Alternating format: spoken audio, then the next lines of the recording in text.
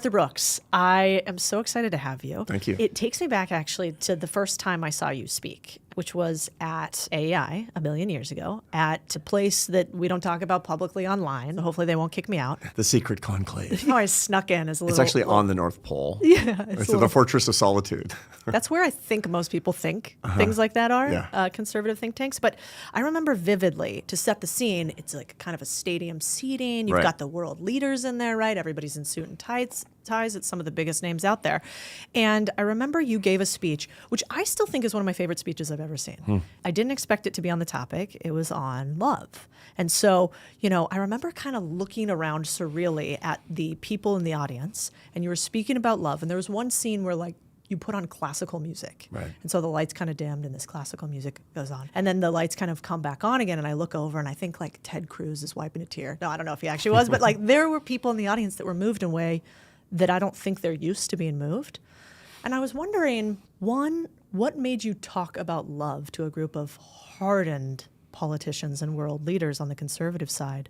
And two, what made you think that you could make it land with them? Love is the secret to happiness, and it's what we want. Here's the basic business proposition behind it. Each of us is a startup enterprise. You are Codie Sanchez, Inc., and you're the founding entrepreneur of that enterprise. That's the enterprise that matters the most. You're in charge of that. You get to build that over the course of your life. That's your life's adventure. And that enterprise has a currency, like any enterprise has a currency. We talk about business. You and I, I'm an economist, and you're famous for doing this work where you're helping people to invest in a better way and build their lives financially. The fortune that you talk about in your work, and I have as an economist as well, of course, is financial resources, is money. The currency of your life, of the enterprise of your life, is love and happiness. That's what it is. And if you want to become rich in that, and that's really what matters, you better understand how it works. Furthermore, you can treat it with the same seriousness as I would treat money as an economist. I'm a social scientist. I'm a behavioral social scientist by background. I study love and happiness and the behavior of people to accumulate it and to screw it up. And so I thought to myself, I'm going to go to the best business audience I could possibly ever meet, talk to them about their lives like serious enterprises and the fortune they're trying to create, which is happiness through love. And that's why it works, because I treat it with seriousness. It's not just feelings. Love isn't a feeling. Love is to will the good of the other with the way that you live your life. It's a decision. It's hard. It's hard-edged. It takes an incredible commitment, and that's something that any serious person can respond to. Yeah, it was pretty incredible to watch how they reacted.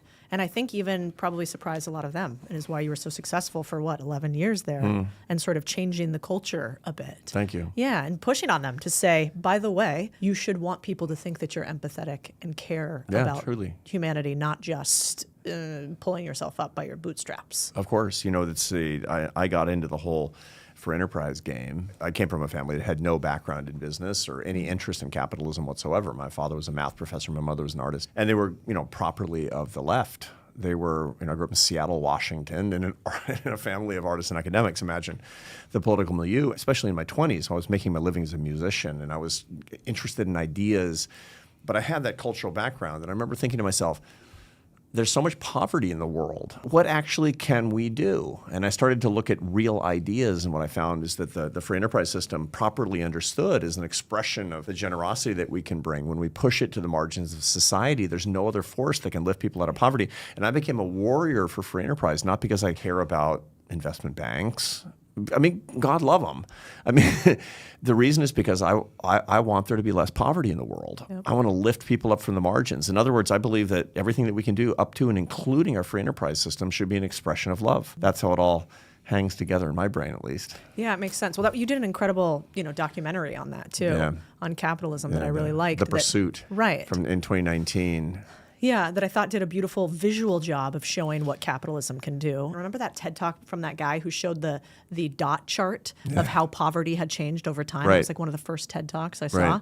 And like your integration of that into the movie was pretty incredible too. Yeah, and you know John Papola, the filmmaker. He lives in Austin like you do, and he's he makes beautiful films. He just followed me around the world for 3 years, and just shot film. I was in India, and I was in Denmark, and I was just in all these different places that I go to do my work when I was president of AEI, and he knit it together into this narrative about a way to see the world. The whole idea that if for you to care about success about lifting yourself up to be the kind of person who is responsible, hardworking, and meritorious, that's not incompatible with trying to save the world. On the contrary, these are ideas that have to be together. If you're not serious about actually marshaling resources with the utmost seriousness in your life and about the education and the prosperity of other people, people are going to stay poor. That's just the truth. 100%. Well, and I think if anybody is concerned about, is it right to pursue wealth and is it right to pursue socioeconomic growth, that video is a wonderful way to ease into it and to explain to other people.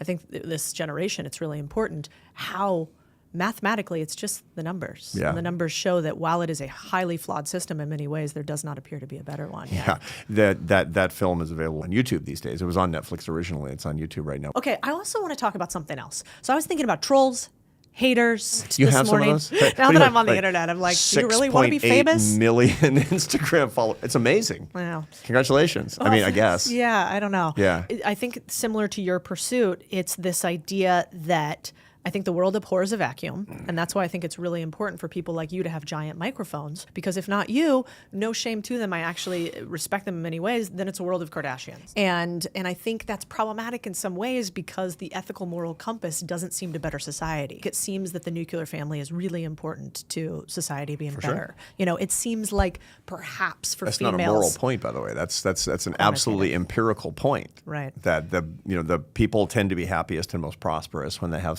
solid, stable families, and that really starts with mom and dad who are in love with each other. Yeah. So that's a good reason to do work on happiness and love.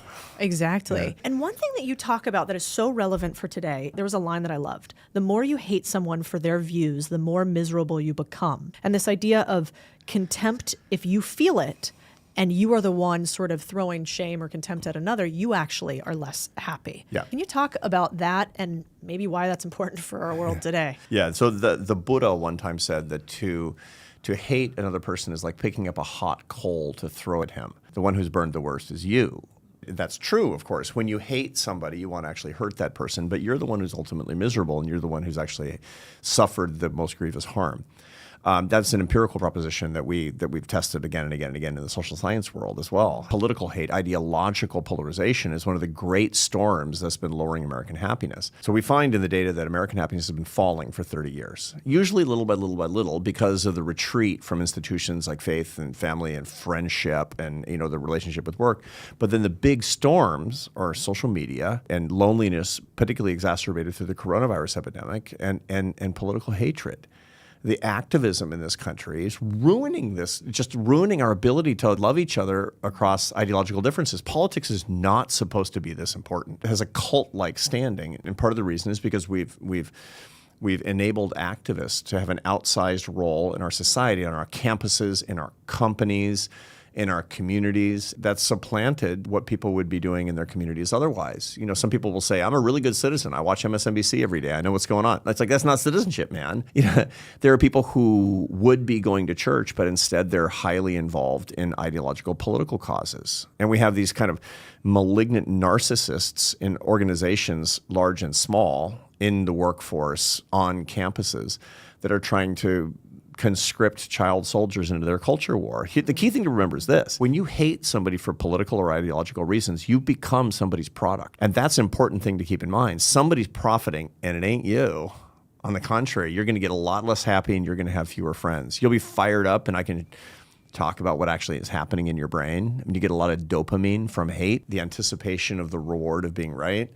You're going to wind up lonely. You're going to wind up paying a big, big price for indulging in that particular emotion. Yeah, you talked about, happiness in the U.S. having two aspects, which you kind of hit on, right? Which was this climate change issue, which is basically like we decrease by 0.5% every year, and then we have these storms, which would be COVID, and then you talked about the dark triad too, which to me sounded like a science fiction. I had no idea. Yeah, it's like a cool band, right? I was like, great. We're the dark triad. Shirt? Yeah. But can you talk about what that is? Because these days everybody's talking narcissists, and sometimes I think, is that just us being narcissistic, thinking everybody else is a narcissist? What's actually going on? Dark triad is a term of art in the social science world among psychologists and behavioral economists. where 3 personality characteristics coincide. And this happens, by the way, in 7% of the population. No joke. Scott Barry Kaufman, who has that wonderful psychology podcast, he's sort of the world's leading expert on the prevalence. He'd be a great guest, actually. So the prevalence of this dark triad. The dark triad is to be above average in clinically identifiable narcissism, Machiavellianism, which is to say I'm willing to hurt or lie to you or in some way harm you for my own personal gain, and psychopathy, to have psychopathic traits, above average psychopathic traits, which really is not about being an axe murderer. It's about not having remorse. So in other words, it's all about me. I'm willing to hurt you, and I don't feel bad about it. That's 7% of the population. That's a problem. That's 1 in 14 people. Now, ordinarily, we shun them. For example, if they have a hard time getting by in the world, if they're cognitively not very gifted or whatever, then they'll commit crimes and they'll often wind up in jail. They certainly won't be hired. They won't stay married for very long, and we'll shun them. But in particular periods in American history, we find that people will be attracted toward dark triads. And these are these periods of bullying and polarization of a sort of acute populism across the political spectrum, where these people who are willing to say anything for their own personal gain, no matter how much harm it does, and are remorseless about it, will be rewarded. Now, the problem is that everybody listening to this right now, they're thinking about that person on the other side. It's unhelpful to be thinking about the person on the other side. Every time I write about this on social media, for example, people will say, yeah, well, and they if it's a bit liberal, they'll talk about Trump, and if they're conservative, they'll talk about, whoever, whatever politician. It's on your side. And that's the problem that we have. We have this epidemic of dark triad leadership in media, in politics, on campuses. There's a very interesting set of papers. There's research now about so-called virtuous victimhood. Virtuous victimhood is the phenomenon in which leaders will get their prestige from the grievance that they get from particular victimhood status. And that virtuousness will turn into a form of bullying. That's a classic dark triad form of behavior, and we see it again and again and again. I'm such a victim. Oh, woe is me. That gives me a whole bunch of points. That gives me a whole bunch of power. And we see it on both the right and the left. Right now, if people are listening, they're going, yeah, I see it on the other side. It's because you're not looking at your own side. And that's a big problem for this country. That's driving down happiness. That's driving down opportunity. It's creating polarization such that we can't make common cause to solve problems across the ideological spectrum. Is it always a societal issue? Can it also be detrimental intrapersonally? And how do you determine if you are engaged with a dark triad? Yeah, I do a lot of work on romantic love. It's one of the things that I do. My class at the Harvard Business School, it's called Leadership and Happiness. And the most popular unit of that class is how to fall in love and stay in love.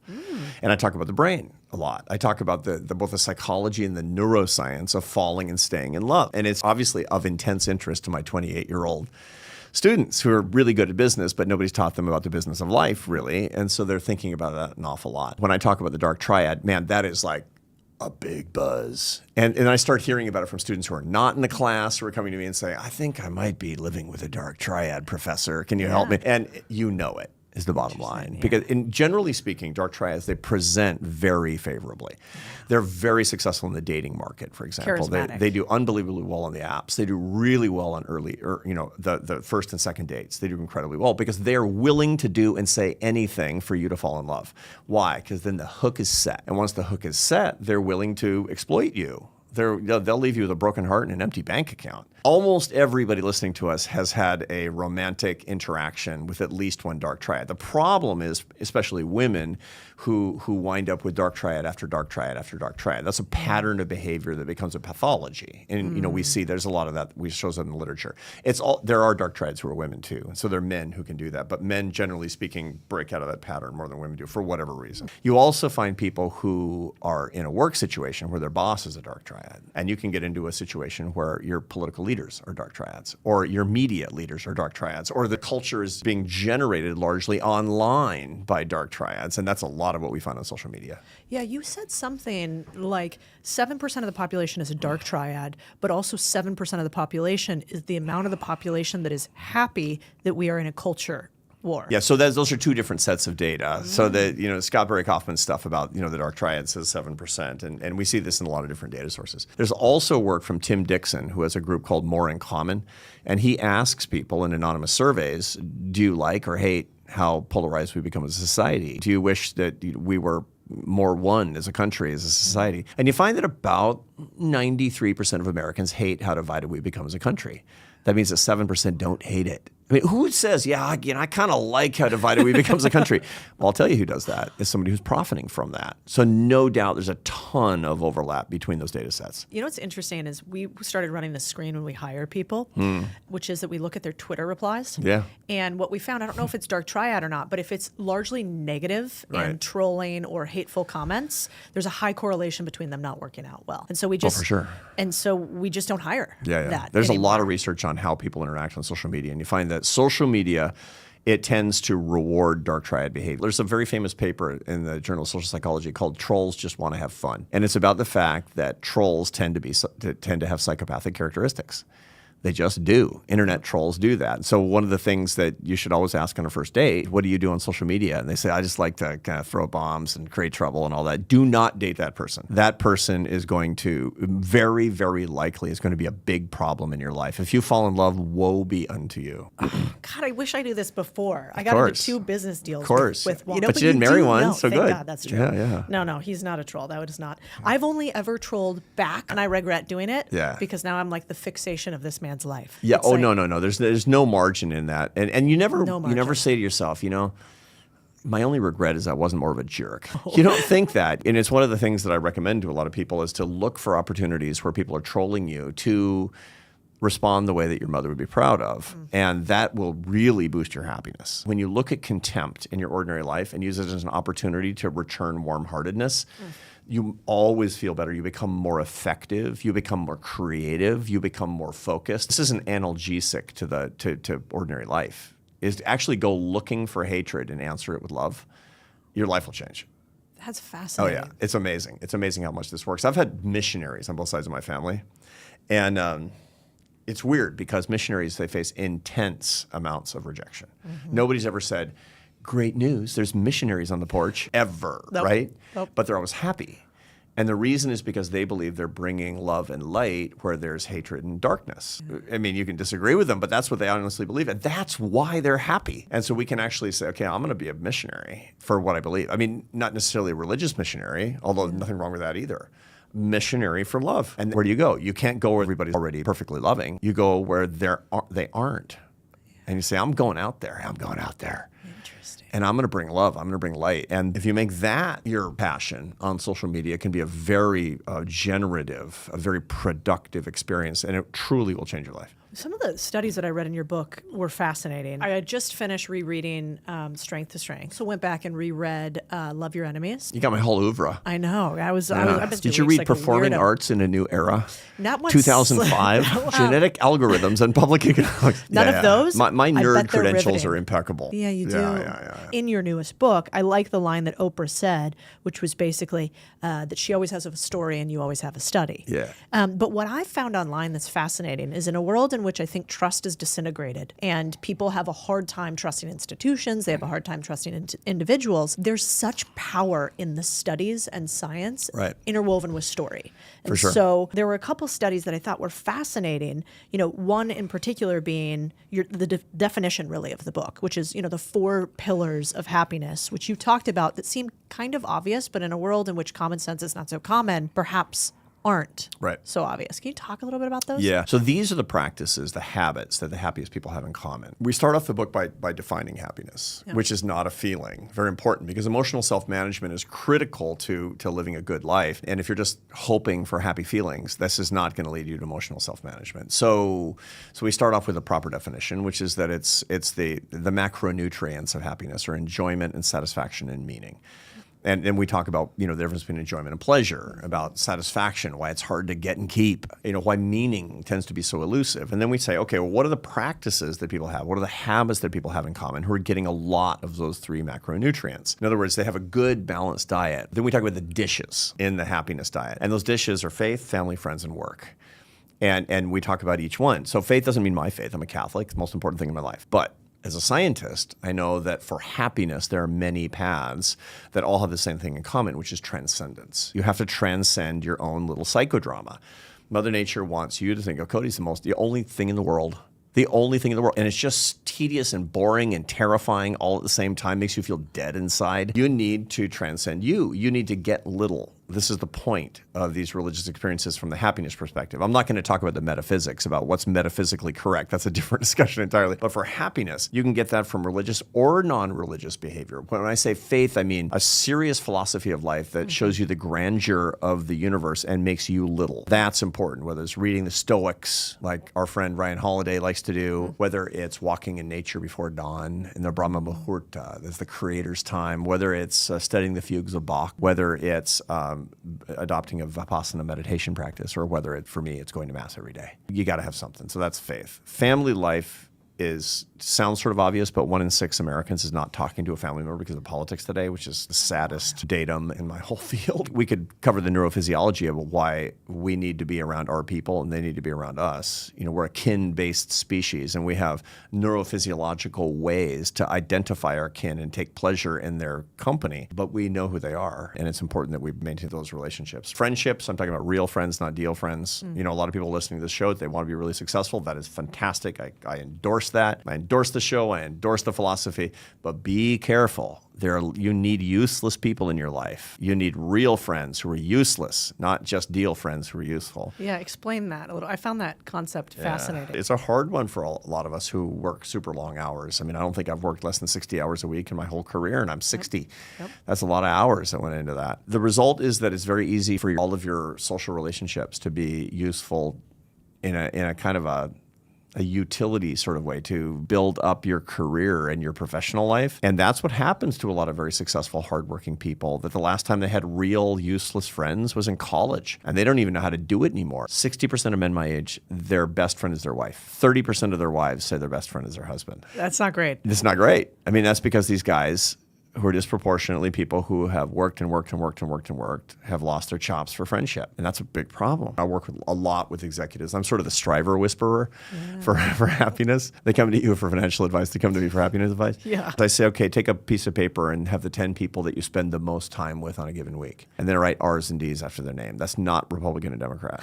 That's real and deal. I did this exercise. It's scary. A lot of D's in there. A lot of D's. Yeah. I mean, your husband's a real friend, but I mean, he's useful.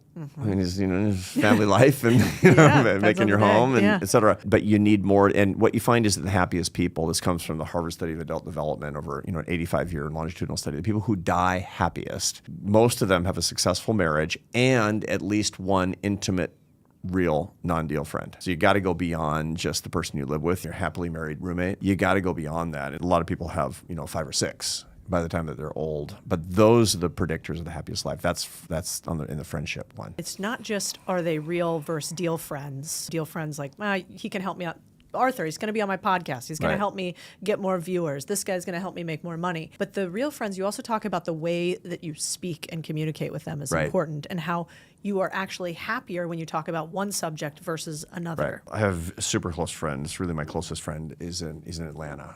And I've known him for many years. He was on my board at AEI, and I'm on the board of his foundation. But those are just pretexts for us to spend time together. I talk to him usually about once a week, and I see him in person at least once or twice a year. And when we talk, it's like, we got to talk about that thing, and we never get to it.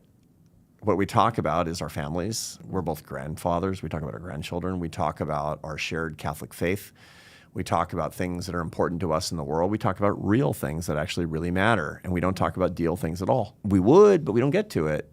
And if we lived in the same city, which would be just wonderful, we would probably talk about deal things too. But the whole point is that real crowds out deal for these particular friends. And real is really about the love in your life and the things that you care about the most. A couple other things I thought were fascinating if people want to be tactical on happiness is it looks like there were some studies that showed actual, let's say, spatial proximity, friends and family members that make you feel better, make you happier. What are some of the other kind of maybe not so thoughtful things that people can do to be happier like that? So that you're talking about these epidemiological studies. There's the Framingham Heart Study, and that was in Framingham, Massachusetts, where they were looking at a longitudinal study over a long period of time about how people's heart health, because this was, when it started, it was, the heart health was a really big deal. But then quickly they started to realize that they had data that they could measure all kinds of stuff with. And they found that the proximity to other people would infect you with good and bad things. So you find that people, if you're in physical proximity with people who are obese, you're much more likely to become obese. Around people who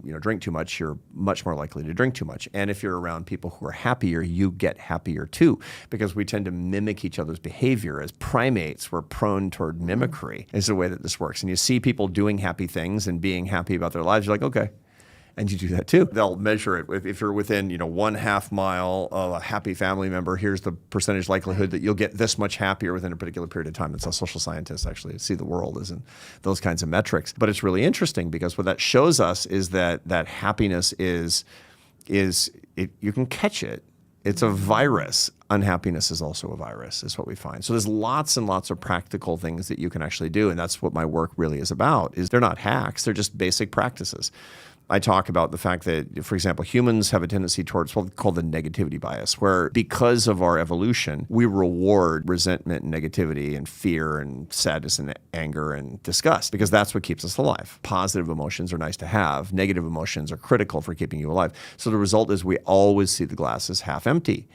That's what we do because our ancestors didn't get eaten on a Pleistocene because they were alert and vigilant and negative and gloomy. It's like, today could be the last day. And so that passed on to you. You don't have to be that way because that's actually not accurate in the most prosperous, upwardly mobile, charitable, progressive society in the history of the world, aka the United States. Think about how much we talk down this country constantly. And it's just insanity. I mean, what other country would you bet on? What other country would you want to go to as an immigrant? I mean, come on. Are you kidding? And everybody kind of in their heart knows that our best years are ahead. I mean, the best times are coming. But no. It's just, this could be the last election. It's just nutty. One of the most practical ways to get happier is to be realistic about what's actually happening, to assess what's going on in your life and say, you know what, I have a lot more to be grateful about than to be resentful about. And so I'm going to write down the things for which I'm going to be grateful. That's the so-called gratitude list that people are actually talking about. But that's the neuroscience or the social science behind why that's an effective thing to do. You can raise your happiness between 10 and 25% within the next 10 weeks by just writing down and paying attention to the fact that you should be more grateful than resentful. That's wild. Yeah. And theoretically, I mean, because that's higher than prescription antidepressants. Oh, yeah, for sure. I mean, this is the secret to getting happier. You will be happy because cosmically happy, I believe, happens in heaven. Yep. But as a social scientist, we all know that you have negative emotions for a reason, and as long as you're walking the earth, you're going to have them because there are threats. You're going to have negative experiences because not everything can go your way, and so you're going to feel unhappiness, and that's part of life, and that's healthy, and that's normal, and you learn from that, and that's completely okay. But to get happier, there's just all these incredible things that you can do, and they start with knowledge. It's more important for you to get knowledge about the science of happiness than it is to say, knowledge in pill form. Yeah. I mean, look, if you need to go to the doctor, you need to go to the doctor. I get it. I mean, mood disorders are no joke. Clinical anxiety, clinical depression, and generalized anxiety are no joke. But the most powerful tool that we have at our disposal is knowledge about this. This has been revolutionary for me in my life. I mean, I study happiness because I wanted to be happier. I wasn't happy. I wasn't happy as I should have been. I have the best life. I mean, I have a happy marriage and my kids are healthy and my life is good. I live in America, for Pete's sake. And I said, this isn't right. This isn't right. I'm going to go teach the science of happiness at Harvard because I want to emphasize this in my own life, share it with other people, and get happier as a result. And my happiness is 60% higher than it was 5 years ago. Wow. It's crazy.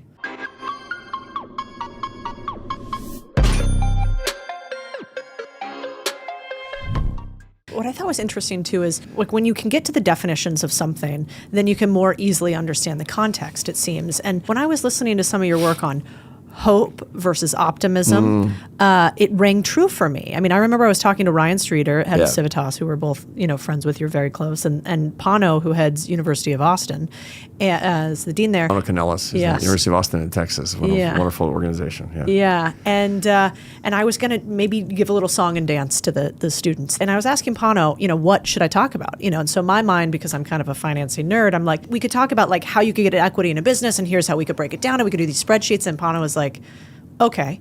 And he's like, you could do what kids really need more than anything right now. And I was like, okay, what's that? And he's like, teach them how to hope. And I was like, that sounds fluffy. I don't know how to do that. And you unlocked it a different way for me by explaining what happened during Viktor Frankl's concentration camps and the difference between hope and optimism. Right. Optimism and hope are often thought of as synonyms, and they're not. Optimism is a prediction. There's this funny thing in the psychological literature called the Stockdale paradox. And James Stockdale was an admiral who was captured during the Vietnam War, and he was in the Hanoi Hilton. He was in in prison, in a prison camp, kept by the North Vietnamese. It was a bad situation. He noticed this weird thing.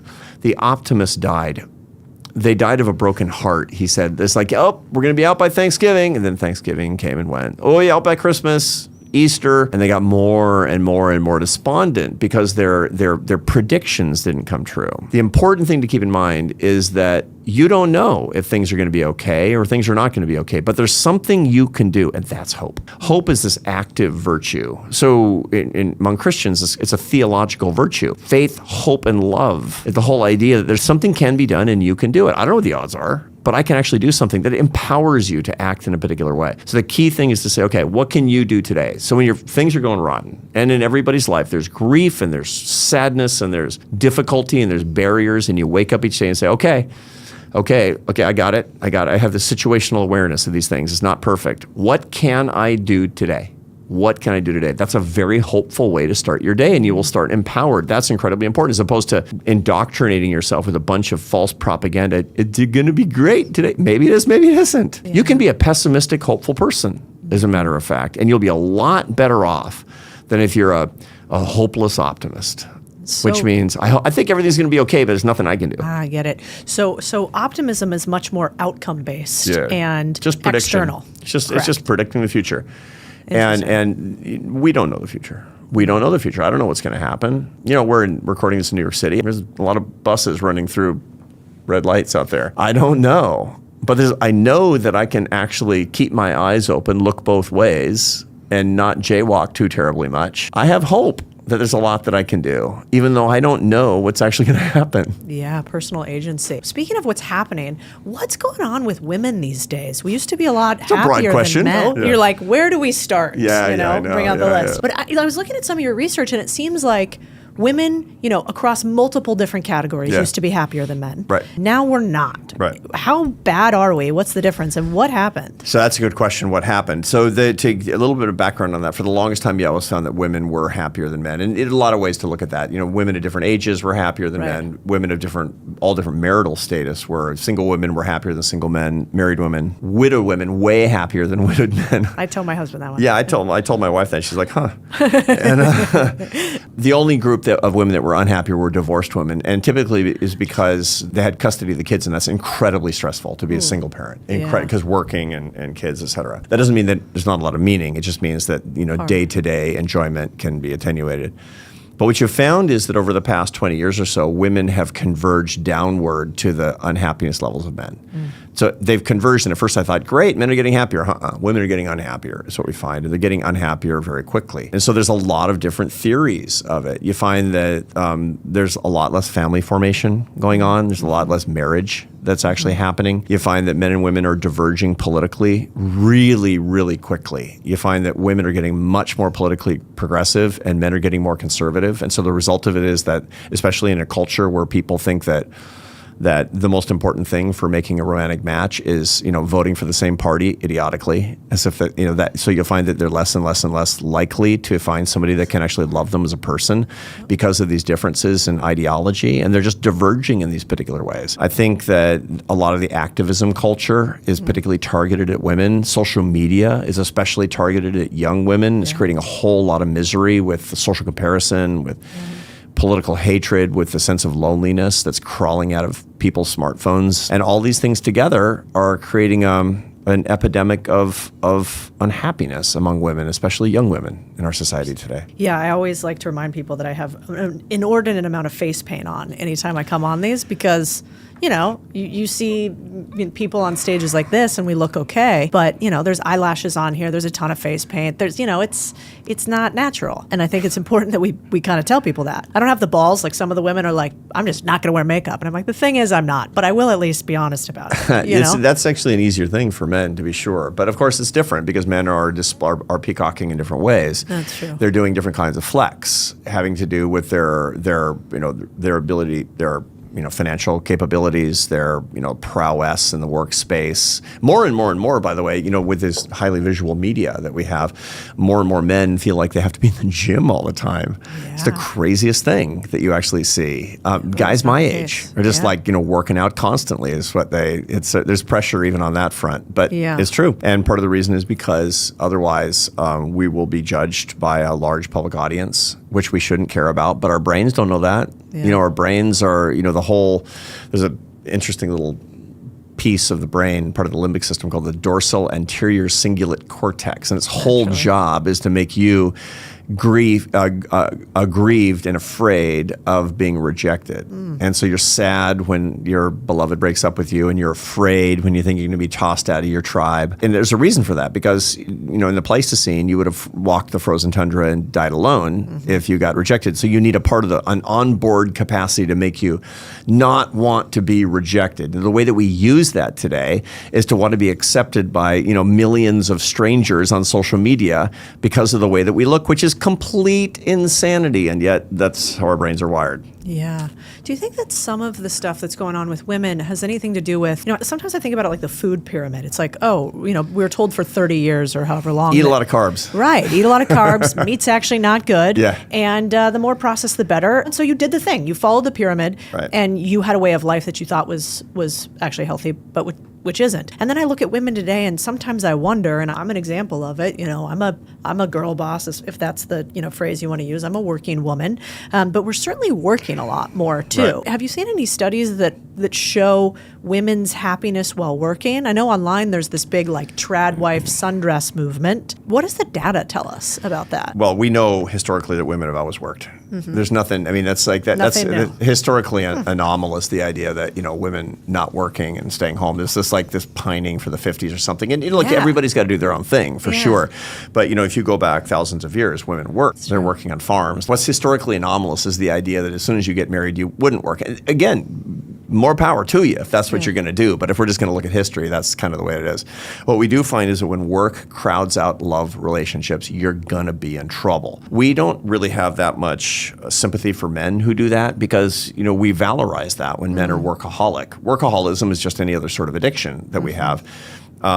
But when you drink a bottle and a half of Jack, nobody says congratulations. Your prowess at drinking is unparalleled. I really admire you. But if you work 16 hours for your startup, people will say that's unbelievable. It's just wonderful. You'll get on the cover of Fortune magazine. But that's just straight up addiction, straight up addictive behavior. What you find is that now that's infecting women as much as it's infecting men. And what that is a relationship with work that crowds out other relationships that bring more happiness. Yeah. You need a relationship with the divine. You need a relationship with your family. You need a relationship, a real marriage, not a fake marriage, not a roommate marriage where you're just like, hey. It's not good enough. You're not going to be happy. And you don't need a nerd at Harvard with a PhD like me to tell you. Everybody knows that who's watching us. You need real friendships, and real friendships take time. And what we've found is that as the role of women in the workforce has increased to the point where we have workaholism rates among women that are as high as they are among men, that you're going to see precipitous declines in happiness. I don't think that this is especially gender-based. I just think that we have a problematic relationship with the way that we objectify ourselves. Interesting. You have a word that I'm going to mispronounce, speaking of relationships. Homophily? Is that right? Homophily or homogamy. Oh, yeah, nailed for sure. It. Okay, well played. So I have these two girls that come and do my hair and makeup each week. Yeah. And they're in their 20s. They do a great job. Well, I said I don't have any of that. So I was not fishing for a compliment about I just wanted to give you Thank one. you. I appreciate that. I could tell you needed it. That's right. Let's go lift weights. So you do a lot of that too. So these two women are younger, like early 20s. Yeah. And what's interesting to me, I'm 37 and I've been married for a while now. And I think actually my husband and I were just texting, like our partnership is the best thing about life. Yep. Everybody always told me marriage was really hard. I'm divorced previously, so I didn't do it right once. And now that I'm in it, I'm like, it makes everything easier. I would give up all the money that I had. Yeah. Because I think I could earn it back. If they say money always returns to its rightful owner. Yeah. I don't know if that's true or not. Partnership is really, really special to me. And these young women, when they come and talk to me, often say, I asked one of them the other day, both liberal. Yeah. They're young, they're beautiful, they're Right. smart, they own their own business because Right. they do this for a living. And yet both of them said that they wouldn't date somebody that was a member of the Republican Party. Or who voted for Trump. Right. I didn't ask about Trump specifically, but I could assume. Probably stronger. Yeah, probably stronger. Yeah. And so talk about compatibility, homophily, and what actually matters. Yeah. So homophily is the tendency for us to sort in groups where we are an awful lot alike and fall in love with people who are just like us. Now, there's a natural narcissistic tendency to want to fall in love with ourselves. The problem is that when we can curate our relationships through dating websites, then we're actually able to set the criteria for people that we're going to meet. And what people have a tendency to do is to say, okay, well, what's the most important thing? Compatibility. What's compatibility? Sameness. Okay, so I vote this way and I like this food and I live in Austin and I listen to this kind of music and I like to travel and blah, blah, blah, blah, blah. And that's the kind of man or woman I want to meet. And that's your sibling. And that's not hot. And so what you find in the data is that people have more and more and more variety in the dating markets, and they're less and less attracted to the people that they're meeting. This is and you know the apps have eaten every other way, and so you find that 59% of relationships start on the apps now. 59%. That's a lot. And the trouble is that they tend to be unstable, and they're based on relatively low levels of attraction. I mean, there can be, short-term sexual attraction. I mean, dating is a serious business. This is an audition for life partner if you're doing it in a way that's actually going to lead you to the most happiness. This is not a moral proposition, it's just a science proposition, basically. Mm-hmm. And this is almost the worst way that we can do it, is by trying to troll in a pool of people who are look like us. You need somebody who completes you, not somebody who mimics you. That's what you need. That's the reason that matchmakers are really successful, that parents can be really successful, that blind dates tend to be more successful, because your friends are like, I know it. Codie's got this thing, but there's this other guy, and she could really use that. That would be. They think about a fit as opposed to two puzzle pieces that are the same. They don't fit together, and that's a lot of what's actually happening here. Now, homophily and homogamy, people love people just like themselves. That's one of the reasons that we have more and more inequality in our society as well, because you find increasingly that people meet in college. And if they're at elite colleges, they're meeting at elite colleges. There are a lot of couples at the Harvard Business School, and they come out and they're both doing these super high-powered jobs. And so the result of that is you have more couples that are more alike with respect to their abilities and their educational aptitude as well. Yeah, what's interesting is my husband's so different than I am. Military, very strong guy, could care less about money. I mean, honestly, doesn't care at all about making money. Military. Never what been, branch? Nice. He was a Navy SEAL. He cares about service and purpose. He could be paid $50 million, and if it didn't have service and purpose, he would be unhappy. Yeah. And it's been incredibly complimentary, because I am in a chase for money and success somehow, and he is in a chase for service and purpose. And when we pair the two together, he got a nice house and doing all kinds of he got a nice and he can temper my crazy, and I can temper his in some way. This is very important to recognize, and people need a lot more of this. It's really, now part of the problem also is in our society today that we've become less and less tolerant of people who are not like us, and so couples won't get along precisely because they're complementary, and that's a big problem. You find that, by the way, the happiest couples, they tend to be one introvert and one extrovert. Yeah. And one is the threat spotter and the deep thinker, and the other one is the one who's like, the big personality and make sure that everybody gets out of the house and goes to parties. Yeah. That's a very stable thing. But if you're a narcissist, if you've been brought up in a culture that encourages you to be narcissistic, that you're thinking about your own identity all the time and me, you're not going to like somebody who's that much different than you. You're not going to have the initial attraction to that kind of person. And the result is that you're only going to keep going out with your doppelganger and wondering why you don't feel long-term attraction to the person. Fascinating, because nobody ever taught us that. No. In fact, people said opposites attract, but it was almost like in a bad way. Yeah. Like they attract, but be careful. Yeah. No. I mean, it's complete opposites. There has to be some level of compatibility. I mean, if you're a serious Catholic, you should find somebody who's a good Catholic. And that means, by the way, go someplace where they are. You're not going to meet them on the apps. You're going to meet them at church. It's one of the biggest pieces of advice that I get to people. It's like, I'm on the apps and I get a lot of dates, but I don't like anybody that I meet. It's like, maybe all the people you're dating, because it's the apps, are just looking for a fling.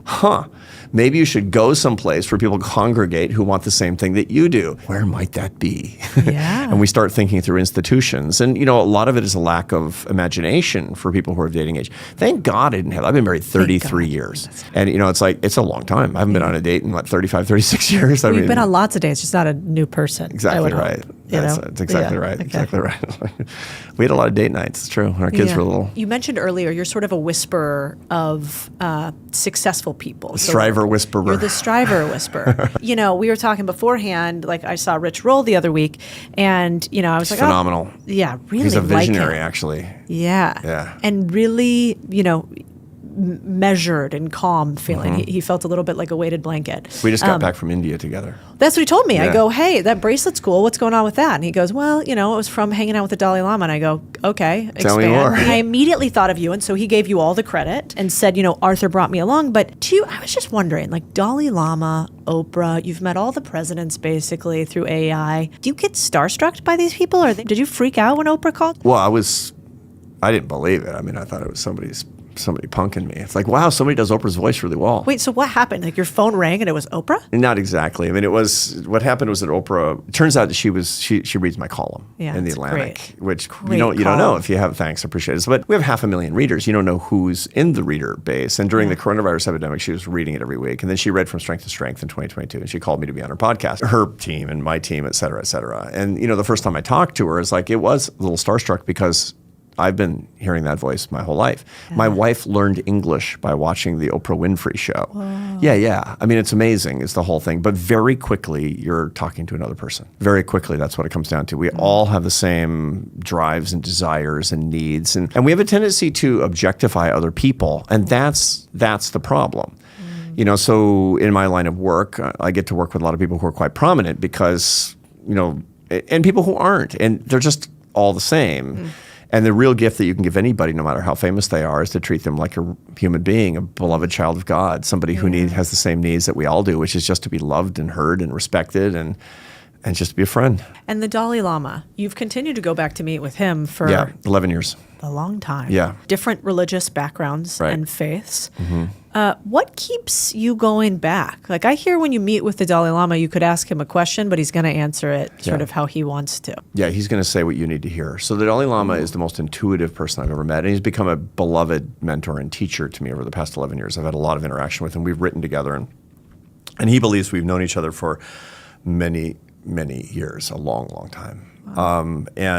And so the first time that I met him, I noticed that he was studying me to tell me what I needed to hear, notwithstanding what I asked him the first time I interviewed him. And that has continued apace. He's 88 years old. He's turning 89 on July 6th. So everybody mark the calendar and say a prayer for the Dalai Lama. The Dalai Lama, in his presence, you think you're seeking something from him. You're being sought by him and his wisdom. This is true in our lives. For all of us, we think we're seeking something, and we seek and we seek, and we're frenetically running around looking for it. You need to stop and listen, because then the thing that's seeking you can find you. That's the secret to actually finding your place, your metaphysical place in the world, your cosmic place in the world. To find the basis of your peace and contentment is allowing yourself to be found. And people don't trust that in this world that's so full of stimulus. And, if I'm just going to read 1,000 books, and I'm going to be very online, and I'm going to listen to every possible podcast, and they should listen to yours. But the result is that what we're not good at anymore is stopping and allowing ourselves to be sought. That's what we need more of. The advice I wind up giving to people is getting up an hour and a half before dawn. It's the Brahma Muhurta, the Creator's time. And going outside when it's cool and dark and walking for an hour without your device, and you can hear the crunch of the gravel on the trail beneath your feet, and to be actually alive, and to learn how to do that. For people who will write to me, they feel lost after college. It's like, I feel lost. I don't know what I want to do. I was supposed to know, and I don't know. I say, you need Brahma Muhurta. You need the Creator's time. You need to actually allow yourself to be found. And the way that you're going to do that is what people have always done. You need a pilgrimage before dawn. I'll have very specific examples of that, but the underlying principle is what I learned from the Dalai Lama, which is that you need to listen as opposed to speaking, so that you can hear what it is that you're supposed to hear, and it will come to you. Your voice is so unique, and I think in this day and age, these themes are pervasive throughout society, that we need an answer like yours too, which is simple but also very complex, love and happiness. Yeah. Have you ever thought about getting the biggest microphone out there, the presidency? Well, you don't just get the presidency, you know. Is America ready for a bald president? Every day I start my day with the same prayer: Lord, guide my path. What do you want from me today? I want to be God's instrument to bring love and happiness to as many people as I possibly can. That's my mission, to glorify God, to serve others, to have an adventure while I'm actually doing it. And I don't know what that's going to take. If I had known that, I would have been blown away. When I was in my 20s, I was playing the French horn in the Barcelona Orchestra, and I was being a college professor, and I was running a think tank, and now I'm doing this happiness mission. I don't know what the next chapter is going to bring, but I'm open to everything. That seems like an unlikely next chapter. But the truth of the matter is that if I feel like I'm called, I'm listening. I want to be sought by the divine wisdom to do what actually will lift people up and bring them together in bonds of happiness as much as I possibly can. Whatever that path is, I'm going to walk it. That's so good. You know, when you speak, you can hear the musician in you. I'm sure a lot of people tell you that. You know, your intonation and the way you stop and pause. Thank you for that. Yeah, it's beautiful. You talk a lot about the sort of the second stage, and you call it something else. Second curve. And what to do when you've sort of already had your first iteration, your first career, your first identity. And I was going back and reading Strength to Strength and joking with you about how those first 3 chapters are always so hard for me to hear, because you talk about death fears. And I always thought that death fears were just, we're all scared of dying, and that was it. No. And that's not actually it. So can you talk about the varying death fears? I think I share a death fear with you. And then how you can get over that maybe with the second curve. Everybody has a stated or unstated answer to the question, who am I? And that really is, like we would talk about it on modern college campuses, your identity. But it's a deep identity. It's not just my religious group or my political affiliation or my racial group or whatever it happens to be. It's deep stuff of who am I? How do I see myself? What is that person that I see in the mirror? What's the salient characteristic that defines me? And each one of us has those things. Typically has to do with one of our strengths, for example. That's your death fear, is losing you, the you-ness. Now, getting hit by a bus, I can joke about that all day long. I'm not afraid to. I'm a Christian. I've been practicing for death my whole life. It's okay. I had a very scary airplane experience. It was about 3 weeks ago when I was coming back from India, where I was with Rich Roll and Rainn Wilson and all these. We had this great thing with the Dalai Lama. It was wonderful. And on the way back was on a 2-engine prop plane coming down from the mountains. And, in about 15 minutes into the flight, the pilot said, we have a major technical malfunction. We're going to land right now. Prepare to land. And then all the flight attendants sat down and no eye contact, and looked out the window. One of the propellers wasn't working. Yeah. And we landed. We had 15 minutes to think about it, is what it came down to. Okay, I know that, planes can, we had a rough landing, but the planes can run on one engine, but it was a dangerous situation. That wasn't scary. That wasn't scary. It gave me an opportunity to talk to the person who was sitting next to me, who said, grabbed my hand and said, tell me it's going to be okay. And I said, it's going to be okay. It's going to be okay. That wasn't hard for me. What's hard for me is losing the essence of what I think Arthur Brooks is, which is not important in the cosmic state of affairs, but it's my mind, and again, that's not important, because when I die, which I will, and I will be forgotten. Each of us has 8 great-grandparents. How many can you name? First name, last name. 2? We're forgotten, and we're forgotten fast, is the whole point. I get that. I totally get that. But losing the essence of who I believe that I am, what I'm able to do in our conversation today, and the mission that I'm trying to bring to other people in this apostolate of love and happiness, that's all my brain. That's all my mind. My heart and soul are tied up in the way that I'm able to express ideas. Losing that. And to make things easier, we have early onset dementia in my family. Oof. So far, so good. That's all I can say is so far, so good. But when my mother was my age, she was profoundly demented. Cody, I will lay awake nights because that's my death fear. And I offer it up in my prayers. I really do. And my wife swears she will still love me if that befalls me at any point in the future. I believe her. But that's death for me, and I'm really, really afraid of that. Now, that's also life for me, because recognizing that, I can lean into that and pay attention to that and savor the days that I actually have where I truly am alive, and I can have this beautiful conversation that we're having right here, because this is the life that I want to lead. And furthermore, recognize that should that happen, that I still will be a beloved child of God. And so it's only in leaning into my death fear that can I be truly alive today. So beautiful. What's yours? A lack of relevancy. Being forgotten?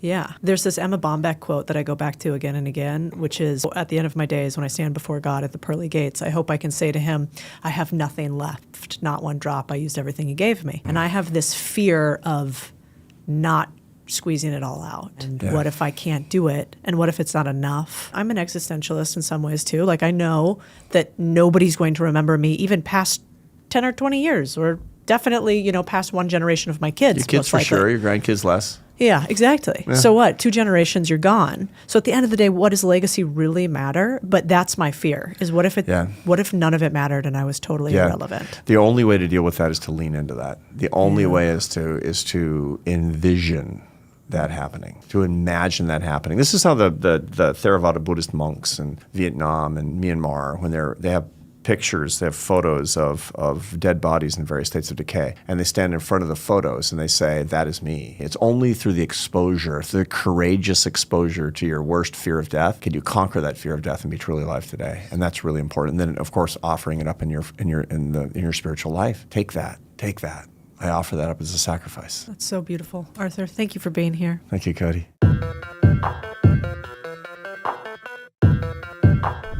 Little recap of my time hanging with Arthur afterwards. First of all, I think, God, there's so much I want to share with you guys that I couldn't, because we were talking about people behind the scenes. So I'm not gonna break his trust there at all, obviously.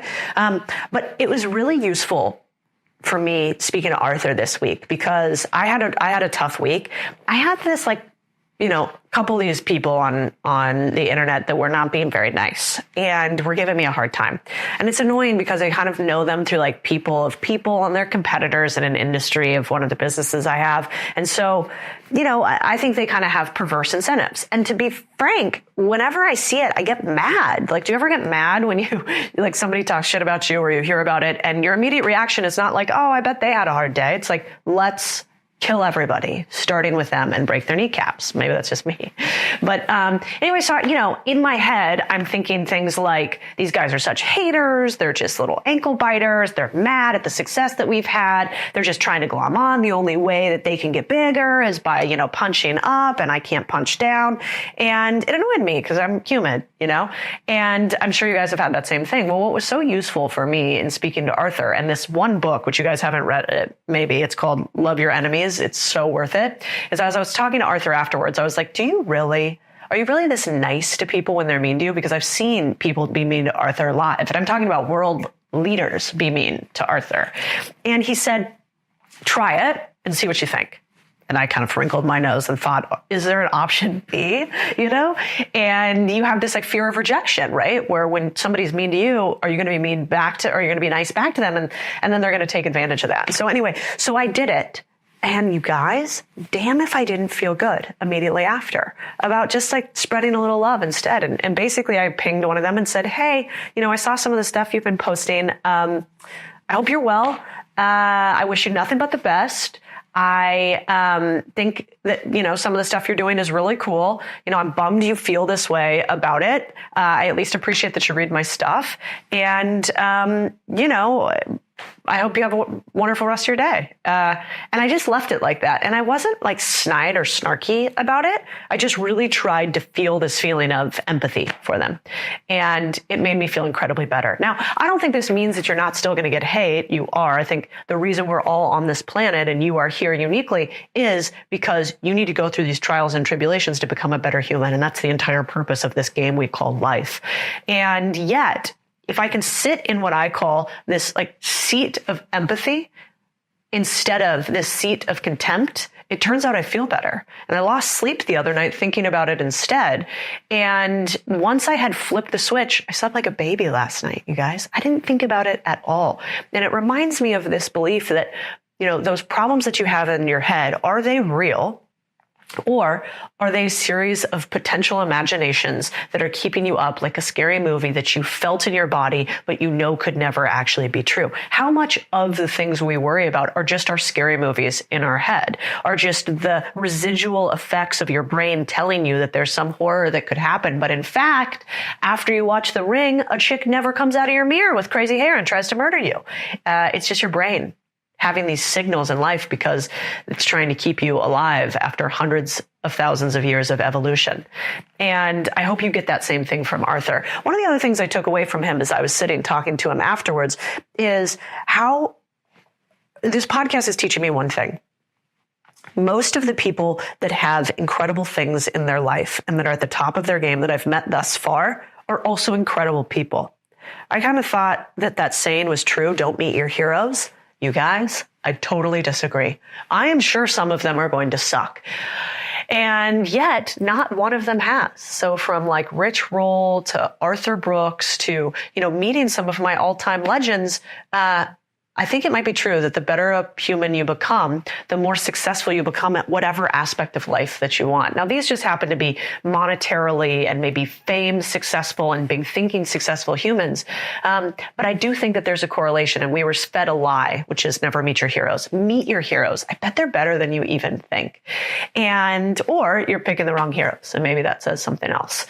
The last thing is that when you meet your heroes, if you can take a moment afterwards and pause and reflect. So I do this new thing right now on Twitter called Lessons from the Road. And Lessons from the Road is essentially every single week, because I'm running around often to new cities. Like I'm in New York City this week. I'll be in Arizona, and I was in DC. Every day at the end of the day, I do this tiny little practice, which is in my notes right here in my phone. You can see this if you're on YouTube.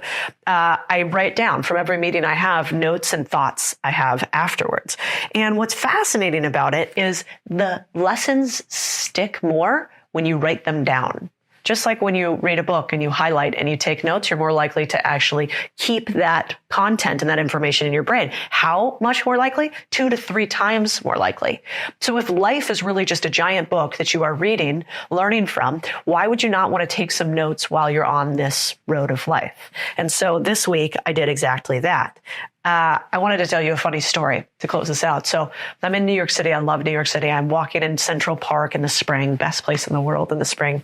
I'm like enjoying life. I'm listening to Arthur's book on my headphones. I'm kind of preparing for the interview. And as I'm walking along, the smell of flowers in the air, I look over, and just as there only could be in New York City is a guy who pulls his pants down and starts yanking himself. He's basically jacking off. I'm like, oh, New York, that's something else. So I go and walk around the guy and think, well, it's kind of gross, whatever. I keep going. But New York's so great because one of those petty cab drivers, who has like the little bicycle cab, kind of like a big immigrant dude, yells over at the guy, and he's like, what the fuck's wrong with you, man? Pull up your pants. That's disgusting. Put that thing away. Nobody wants to see that. What kind of sicko are you? And I'm kind of looking at the petty cab driver like, yes, that's right. You get him. And so I look over to the guy, he shames the man. He pulls his pants off. He waddles off to go be a creep somewhere else. And I say to the guy, thanks, thanks for doing that. And he looks over at me and he goes, honey, I know you wish it was me, and said, winks, drives off. And I just thought, fucking New York City. Never take yourself too seriously. Maybe be a little nicer to humans and write some lessons down from the road. Until next week. Oh, if you guys haven't written a review or shared the pod, do me a favor. It'd be a big fucking deal if you shared this deal with other people. So please share the pod. That is how this thing grows. It's super hard to grow podcasts, incredibly hard to grow podcasts. So anything you can do to share and review the pod, you'd be my favorite little human. Okay, see you next week. Bye, everybody. That I have it, you know that I got it. No need to look all in a bag. Starting like this because I work so hard. I'm the best. I only speak fast.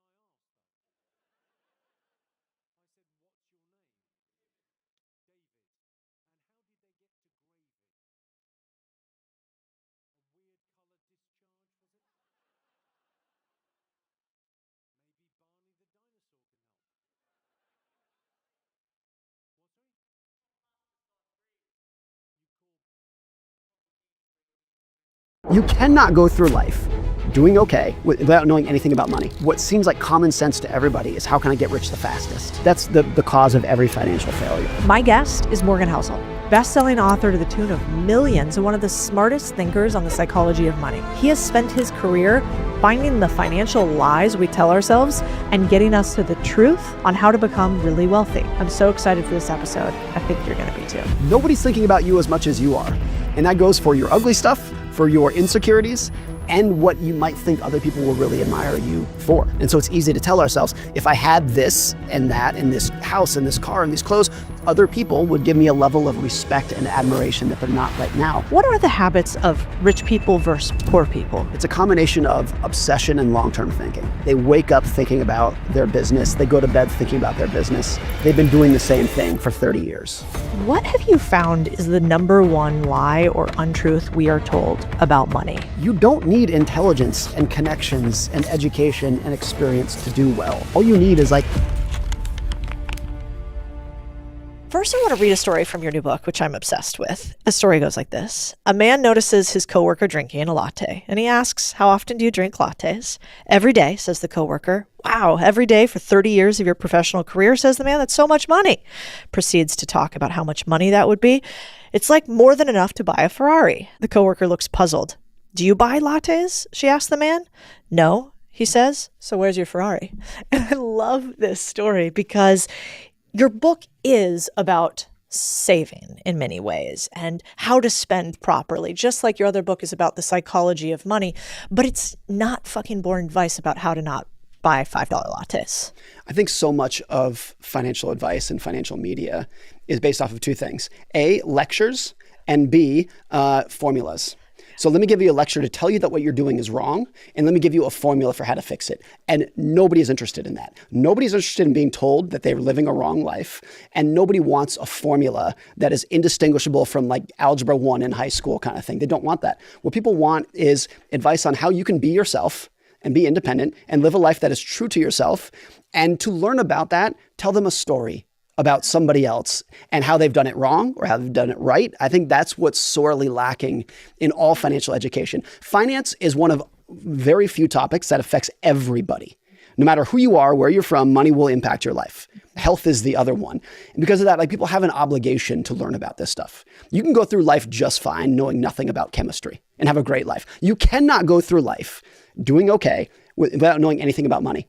It's so important, but the way that it tends to be taught, I think, is completely broken. And so that's why I just want to tell silly little stories like that. You actually told a couple stories I really loved in the book. One about Ronald Reed and Richard Fuscone. Yeah. Can you tell us about them? Ronald Reed, I've never met either of these people. Ronald Reed was a guy who was he was a gas station janitor.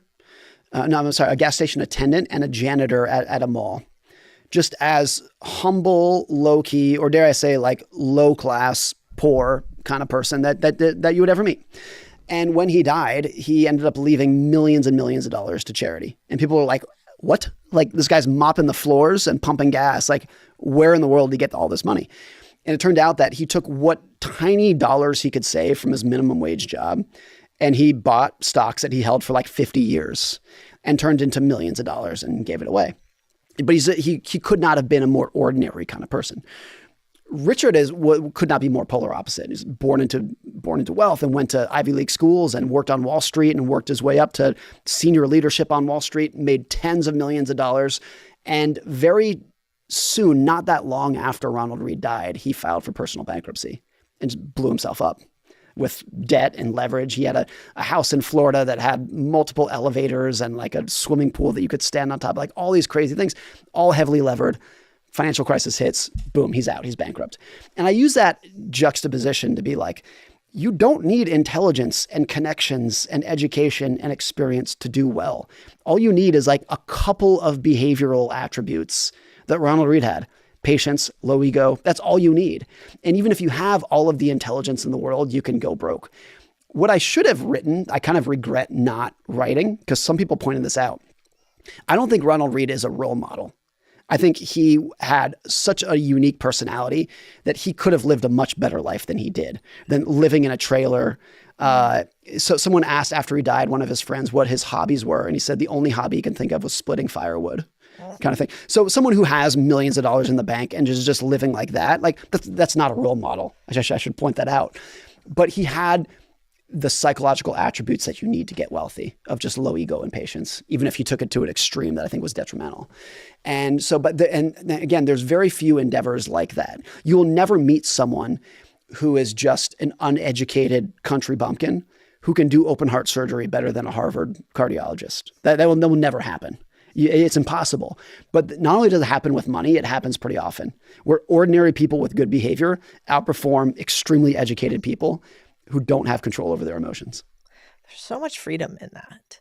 And Yeah. realizing that the game is not actually that stacked against you, Right. as long as you are willing to put your finger on the scale of patience. Because a lot of people think like, why would I try investing?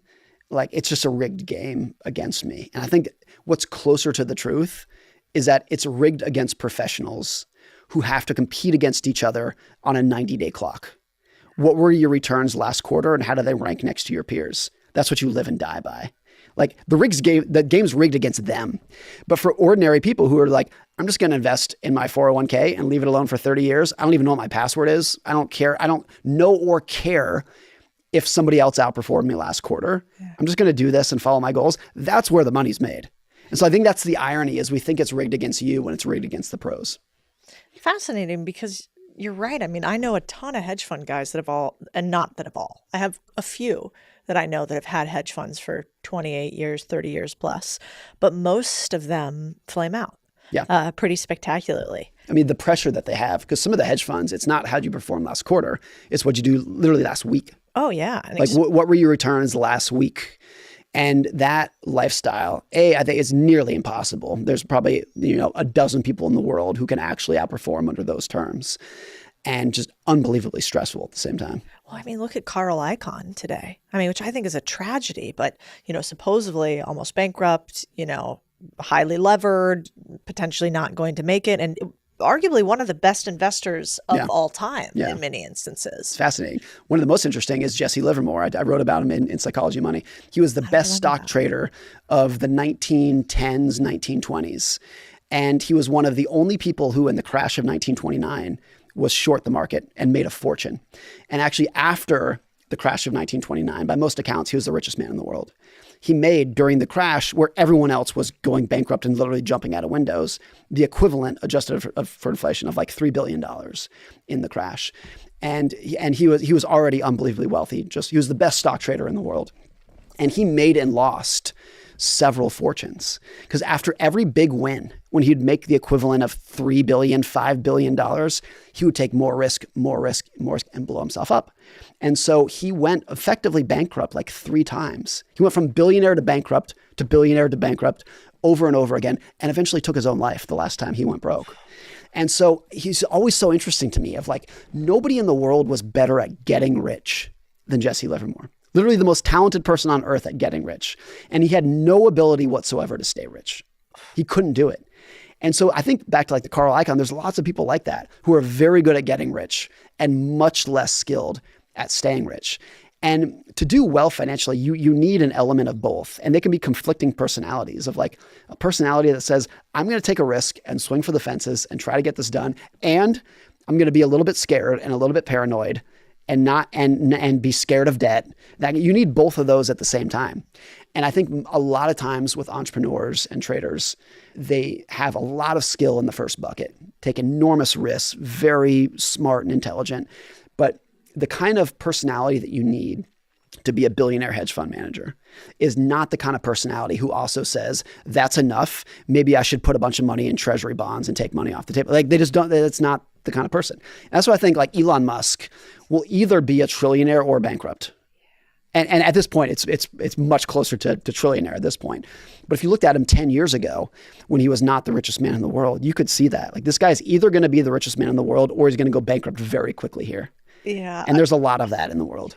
I was chuckling at some of your tweets because it was like, Elon Musk is Warren Buffett richer than Jeff Bezos this week. And that was I wrote that probably years ago. Now I think Elon Musk is like multiple Jeff Bezos is richer than Bill Gates kind of thing. Like, it's just a completely different universe. That's so wild.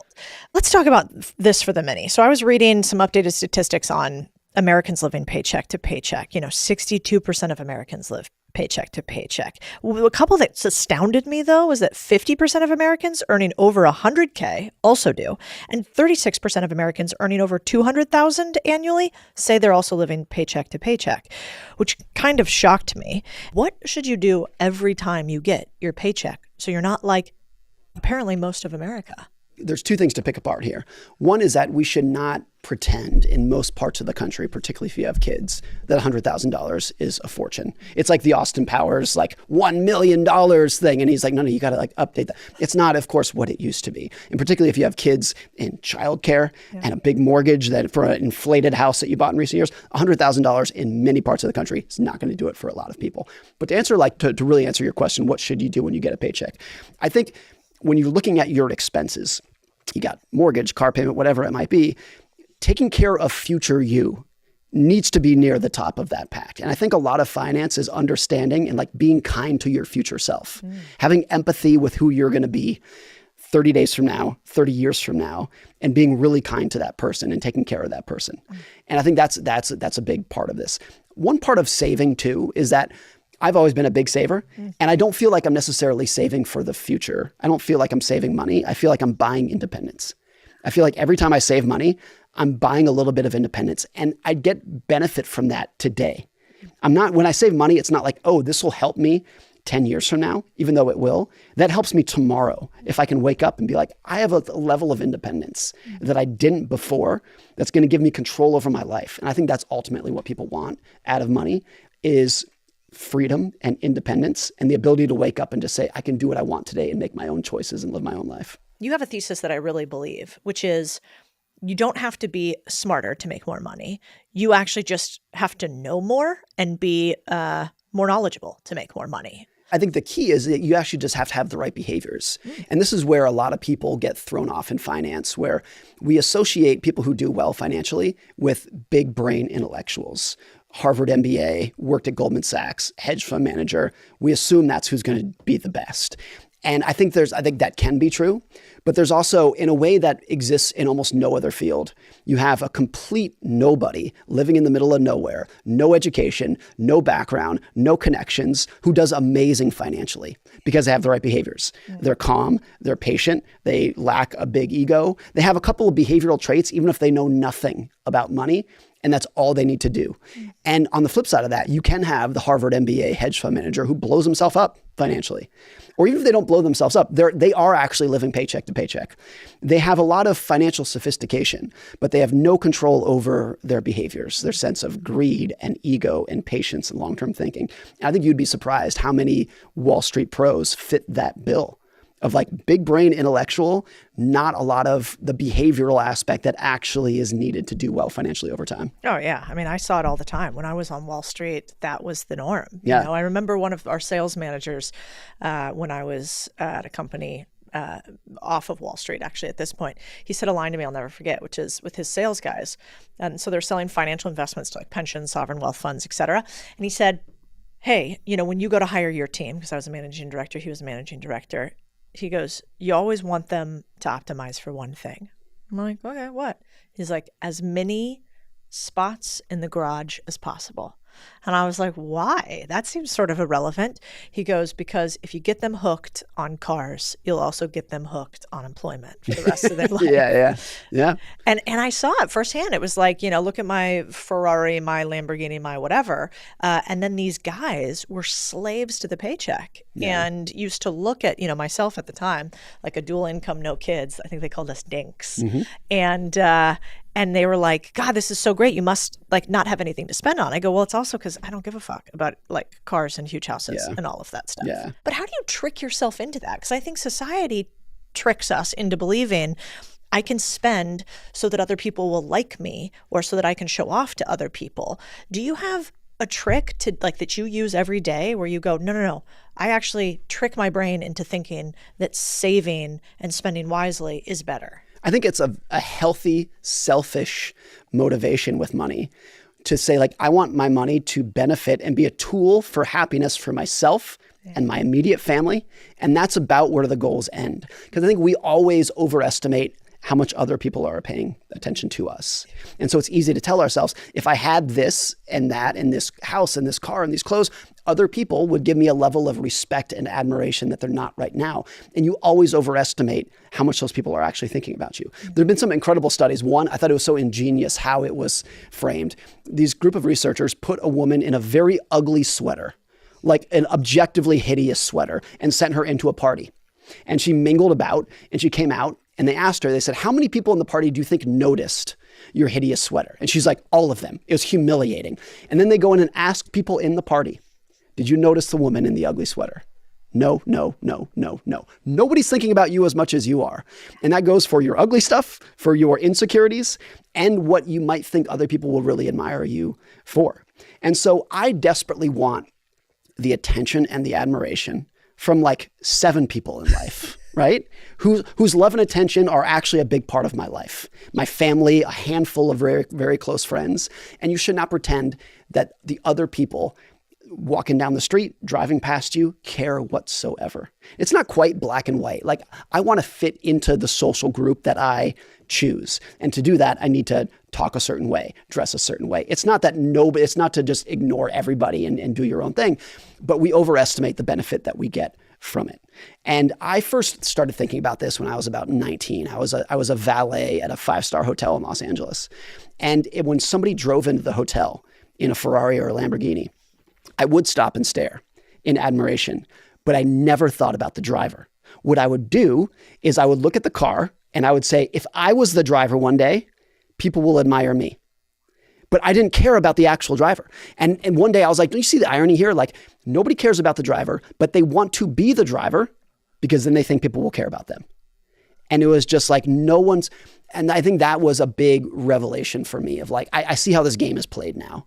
We just overestimate the number of eyeballs that are on us. And once you come to terms with that game, you can be like, okay, well, how can I then use money rather than as a useless tool to show off for other people who aren't paying attention, but as a tool to selfishly, in a good way, improve the circumstances and the happiness and the independence of the life for myself and my family and a small group of friends around me. I've never thought about the Ferrari that way, but you're absolutely right. Nobody cares about the driver. No, in fact, I negative affect the driver. I go, that guy's probably, or doesn't have a lot of cash, and so he wants to show it off this way, or he's like scamming people, so he's got to project that he's XYZ. That's what I think when I see it on the internet. I go, and it's not just cars, but even clothes. By and large, if someone looks at you and says, wow, really great jacket. Yeah. By and large, what happens is they're not actually admiring you. They're thinking, if I had that jacket, people admire me. You know what's interesting though? I think there's one area where I've realized there's pushback differential, and I've even seen it in myself, which is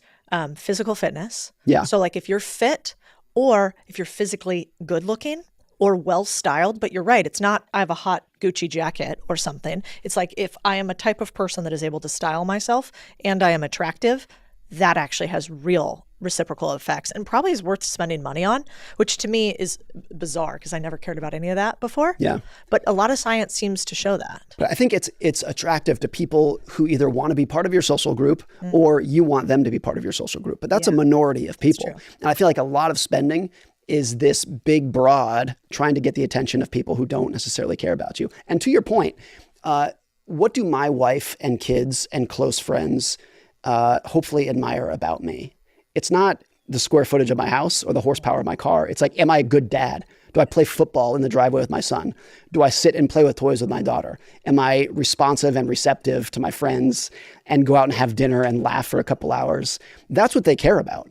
And I wrote about this in the book. I have a very good friend. I've known him for 20 years, one of my favorite people in the world. I love spending time with him. And of our social group, he earns the least amount of money by far. And it bothers him.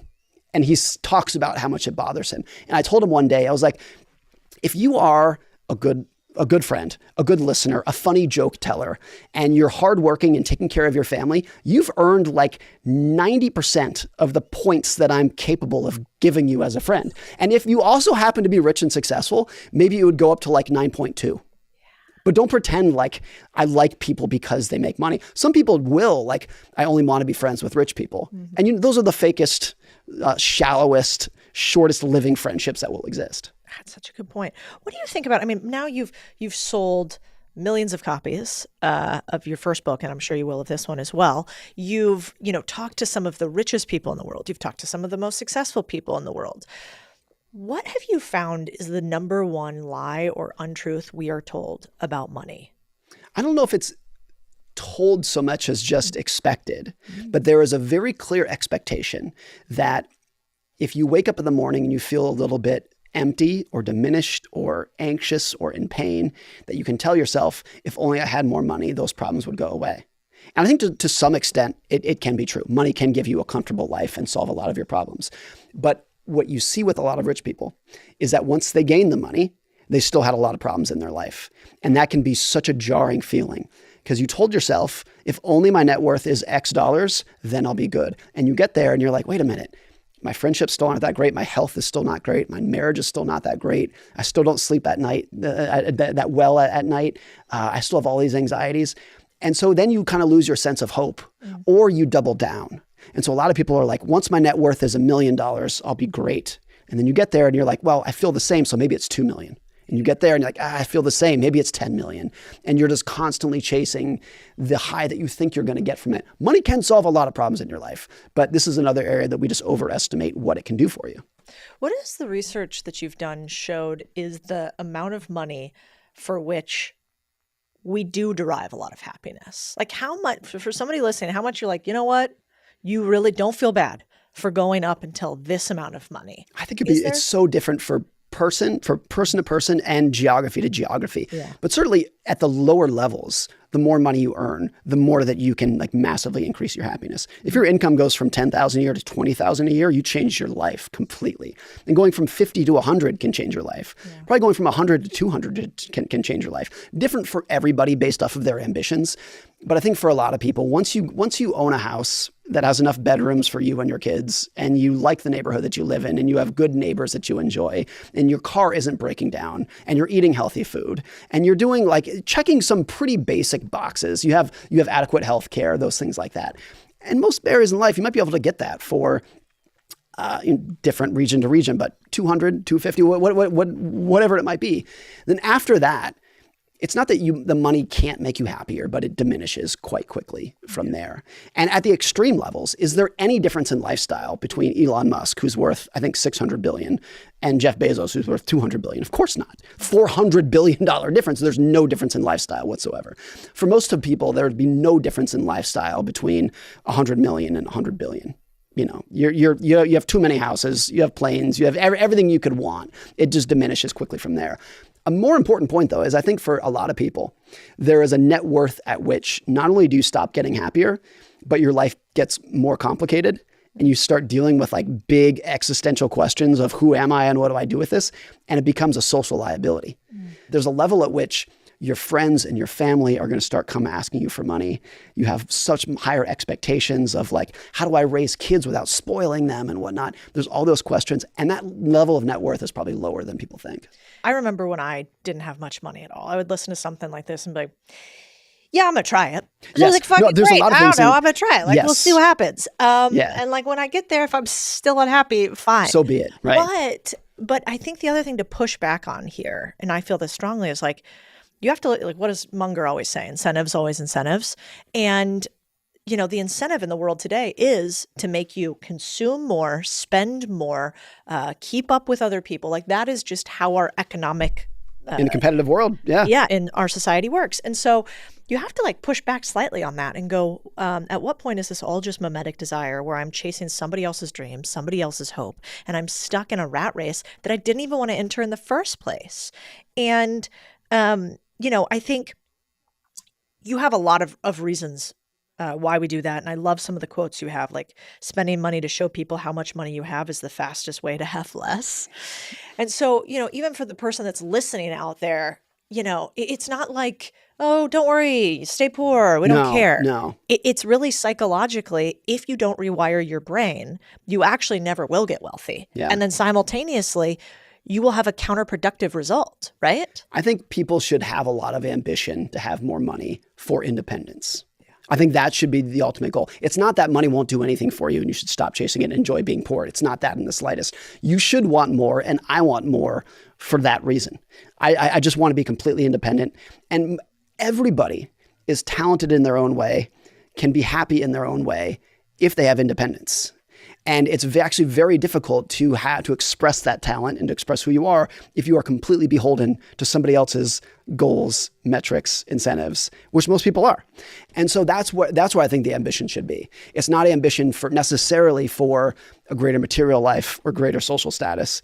It's ambition for independence. So how do you tell if you're spending to show other people you're cool versus you're spending to get independence? This is like an imperfect way to think about it, but I think a lot about this in my own life, which is just asking, if I was on a deserted island and nobody could see how I lived, nobody could see a single possession that I have, would I still want this thing? And a lot of people in that mental exercise would say, in that world, I wouldn't change anything. I'd have the same cars and the same house and the same clothes, and they're great. And I think a lot of people would answer that. But I think we would see. Do you think a lot of people would say that? I think for the most Then why do you part. need doesn't the average American have 20 pairs of shoes? That Yes, wouldn't but make sense. Well, I think so. There is a lot of spending in the world that is purely social status. Yeah. It's just purely that. And so in that mental exercise, you understand the difference between utility and status, between what am I doing just to impress other people and what is actually making my life better. And you can spend a lot of money to make your life better. It's not to say on that desert island, I would have an awesome house. I would have very comfortable clothes. Yeah. And I wouldn't want to feel like a slob. I would want to feel good about myself. So maybe it wouldn't be that much different. And but you start thinking about things differently. If nobody was watching, how would I live? Because the truth is, almost nobody is watching. That's the truth for most people. So in that situation, you go to you just brought up Charlie Munger. And I just read this article about him about a month ago that was describing his last week of life, or his last year of life, I should say. And I might be getting a few of these details slightly wrong, but he built an incredible house in Santa Barbara, overlooking the ocean, amazing house that a multi-billionaire would own. And then he had his house in Pasadena that he had lived in for 60 years. And by every account, it was not just a middle-class house. It was dare I say it, a dump. But he had lived there for 60 years. And in his last couple months of life, that's where he wanted to be. That's where he wanted to be. Not in the palace overlooking the ocean, the house that felt like home to him, that had the memories that he had, that was probably, I assume, surrounded by neighbors who he enjoyed and friends nearby and whatnot. And I think that model explains a lot of things in life of what you want out of this material possession is not just the price or the square footage or the things that you can measure like that. So much of it is just well, do you actually enjoy it? It's the intangible things of what you enjoy them for. It's so interesting because you have a quote that I really liked, which is somebody saying, quotes, renting is throwing your money away is the kind of thing said by a guy who has never had to replace the roof on a house he owns. I wrote that tweet in anger after replacing the roof on our house. I felt that from you. I'm curious, do you think it's better to own or rent a house? I can tell you my experience. My wife and I rented for a decade or more, and it was the greatest thing in the world. We lived in 5 different cities, and we could just pick up and go. And that flexibility at that phase of our life was unbelievable. And I was very pro renting. I don't believe houses are great investments, financial investments. That's always my view. About a week after our first child was born, I felt this overwhelming sense that I want to buy my own house and I want to do it right now. Mm-hmm. The idea of I don't want to be a transient renter. I want a firm, solid home base for my family. That feeling was so strong. So we went out and bought, and it's been great. The important thing though is you should buy when you can afford it and when you think you're going to settle down. And the idea of people doing these calculations of oh, well, actually, if I bought, I would save $100 a month versus if I rent. This is not a spreadsheet endeavor. You should do it when you can afford it. But so much of it is just the value and stability that you want for you and your family. I think we did a lot of harm in society when we taught people that rising home prices are a good thing. That did a lot of damage to people. It's a terrible thing.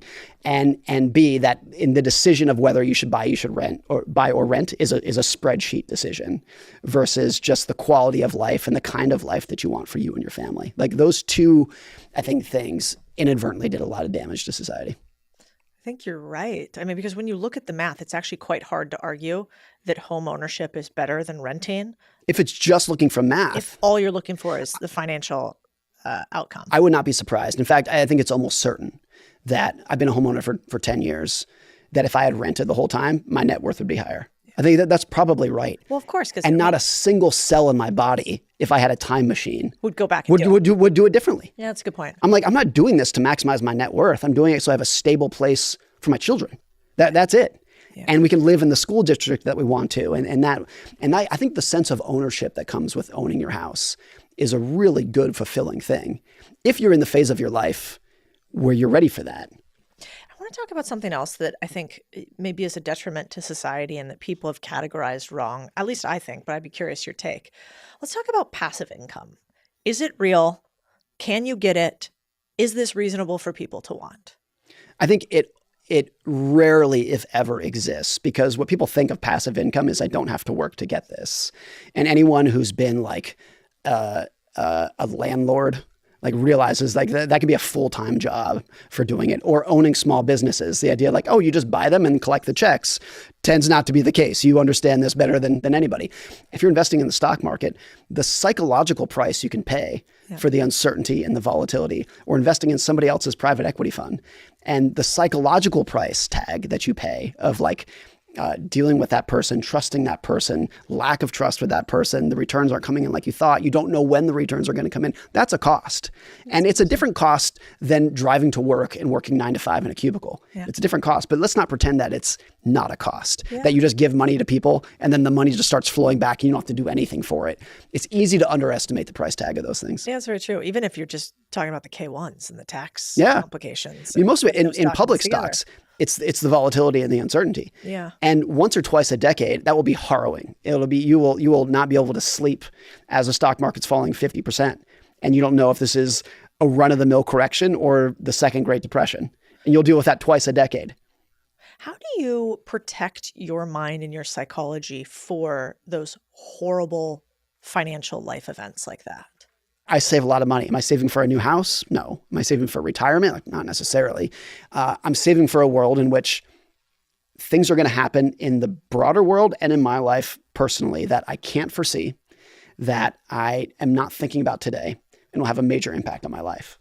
And so that's the psychology of it. I think a lot of financial advisors might look at my net worth allocation and say, what are you preparing for? It's not that conservative, but probably more cash than people would generally recommend. And I think a lot of it is just being an amateur student of history. All history is a constant chain of surprises that nobody saw coming, that fundamentally shape the world, usually in bad ways. And the people who do okay over time are the people who have a conservative enough financial arrangement and mental flexibility to endure those episodes. What are the habits of rich people versus poor people you found in all your research? Well, there's obviously a lot of survivorship bias in rich people. So you can look at someone who's very wealthy and be like, well, look what they did. They started this business and they took a huge risk and they didn't do this. And here's their morning routine and all that. And for every one of those things, there are 1,000 other people who did something very similarly and failed. And also I think there's a Paul Graham quote where he says half of the attributes of very successful people are actually liabilities to them. And so we can look at an entrepreneur and be like, oh, he wakes up at 3 a.m. and runs 20 miles. Yeah, but that's not why he's successful. That's just, he's a crazy person in general. And he has all these other crazy attributes. There's no cause and effect in that. And so, but I think if you wanted to create a common denominator of it, it's a combination of obsession and long-term thinking. It's a combination of these people don't obviously work 9 to 5s. They wake up thinking about their business. They go to bed thinking about their business. When they're playing baseball with their kids, they're thinking about work. It's the only thing that they can think about. And they don't want to do it for 2 years and sell their business. They want to do it for 50 years. They want to do it for 70 years. All wealth comes from compounding. And when most people think about compounding, they're like, well, how can I earn the highest returns? What is appealing is how can I earn the highest returns for the shortest period of time? And where most wealth actually comes from is how can I earn merely good returns for a very long period of time? That's where it tends to come from. So if you find someone who's very good at their job or very wealthy, the common denominator of those people tends to be they've been doing the same thing for 30 years or whatever it might be. And if anyone does the same thing every day for 30 years, of course you're going to get good at it. So true. Like you have another quote I love, which is that everything that ends up working in finance stems from patience and self-control. Everything that doesn't work stems from instant gratification and FOMO.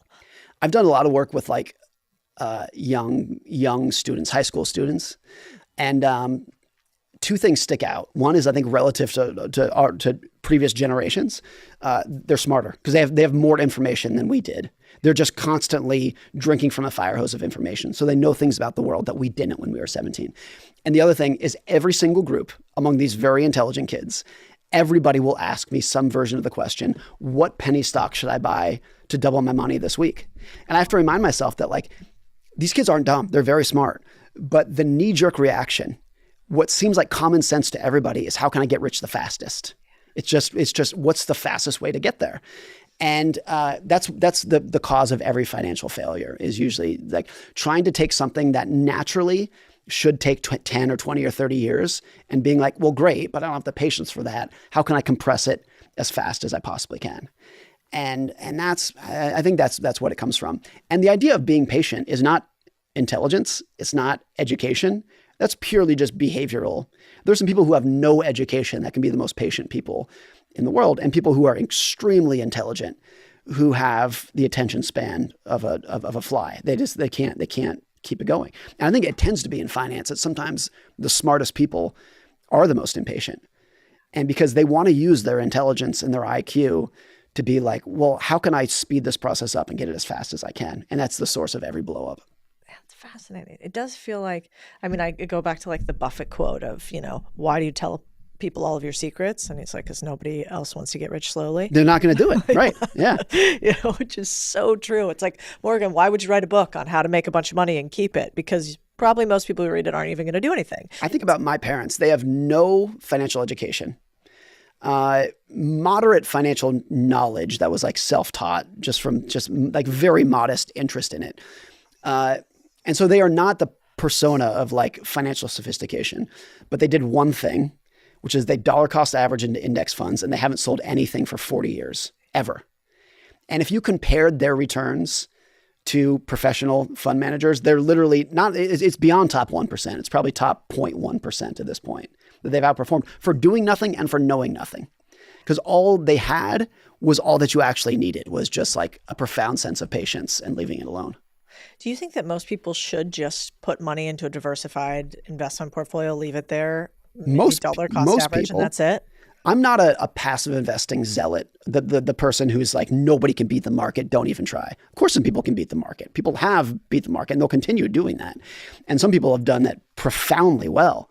But it's like asking, should most people try to get in the NBA? Like, no. Like, some people can do it. Like, let's not pretend that I can do it or that anyone else. Like, of course it's hard. So whenever people bring up the statistics of like 99% of mutual funds will underperform their benchmark, they use that as a indication of like, see, the industry is a scam.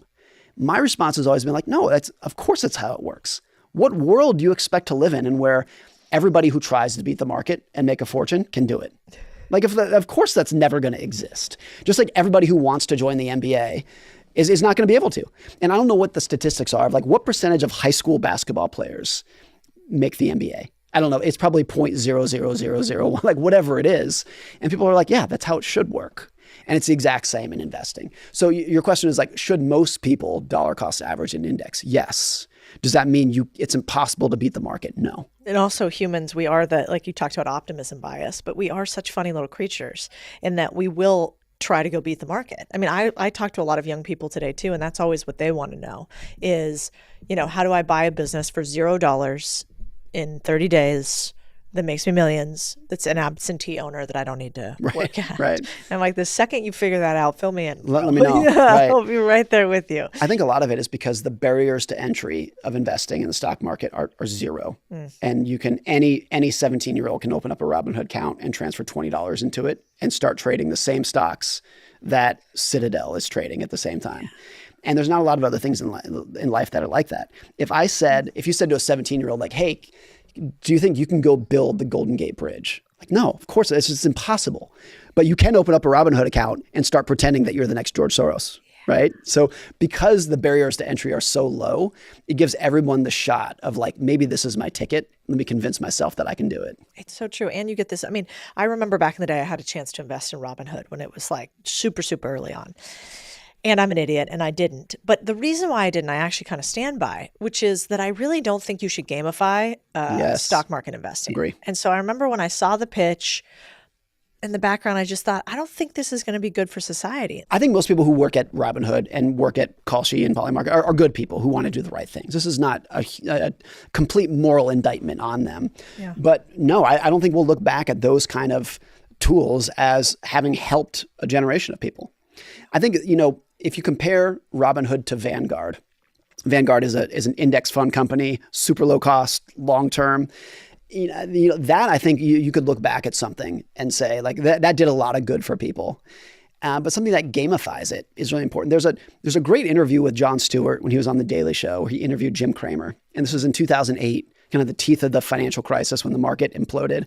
And Jim Cramer went on the show, and Jon Stewart's bringing up example after example of, in a mockery fashion of like what CNBC was. And Jon Stewart had a quote that I loved. He was like, I know you want to be entertaining, but this is not a game. This is people's retirement. This is people's life savings. This is not the casino. This is not entertainment. It should not be entertainment. It's a very serious thing. And you can see how like if we gamified health, people would be like, no. It's like, this is not a game. Like, you don't want to do that, especially if the risk of losing is cancer or something like that. People are like, that's not a game. Don't do it. But we do that with money. And we do it to the most vulnerable segment of the population, which are young kids, particularly young boys whose prefrontal cortex won't fully develop for another 10 years as they're day trading these things. Never thought about it that way, but you're exactly right. My first job was at Vanguard out of college. And what I remember is like going to the cafeteria in Pennsylvania, I'm totally blank, Valley Forge, Pennsylvania, where the headquarters is, and walking into the cafeteria, and that was when Bogle was still alive, the founder, and he would just sit at the cafeteria table every day, and you could go up to him. He was an old gent, and he would get his little, things, and he was like the opposite of what you think about as a flashy billionaire these days. He kind of famously, I think, like Buffett drove a Buick. I can't remember exactly what it was, but it was some old car. Yeah. But what I really respected out of him is that he kind of believed, he drank his own Kool-Aid. He like really believed what he was doing there. And they actually, I remember at the time they had this like, they actually had an intellectual patent on their shareholder structure, where this is like slightly technical, but like it's kind of interesting, where they're one of the only like mutual holding companies in the finance space, And I know one of the guys that was the one who came up with this model. And so it basically mandated, just like an insurance company, that you'd put all the earnings back into the funds to lower the costs. People don't understand this. Most people don't understand this about Vanguard. Vanguard is effectively a nonprofit. Yeah. And the reason Bogle didn't look like a flashy billionaire is because he wasn't. He did this incredible thing when he started it. He took an entrepreneurial risk and an entrepreneurial effort and built effectively a nonprofit that he was never going to get rich off of. And Vanguard pays dividends, so to speak, in the forms of lower fees to average, ordinary people saving for retirement. Yeah. And so like you look at that, like that's a public benefit. Yeah. That's something that you look back, you're like, that benefited society. The ability for 17-year-olds to wager their life savings on a football game is not. It's not. I totally agree. So I mean, is there a good way, like how do you learn investing without just learning gambling in the public markets? It's harder today than it was 10 or 20 years ago because so much of the material and the tools for young people investing are strictly around gambling. Yeah. And so it's harder to do. I think in a lot of endeavors in life, if you start off not necessarily by trying it, not necessarily by like, open an account and start trading, start out by reading as many books as you can, and not books that teach you how to invest.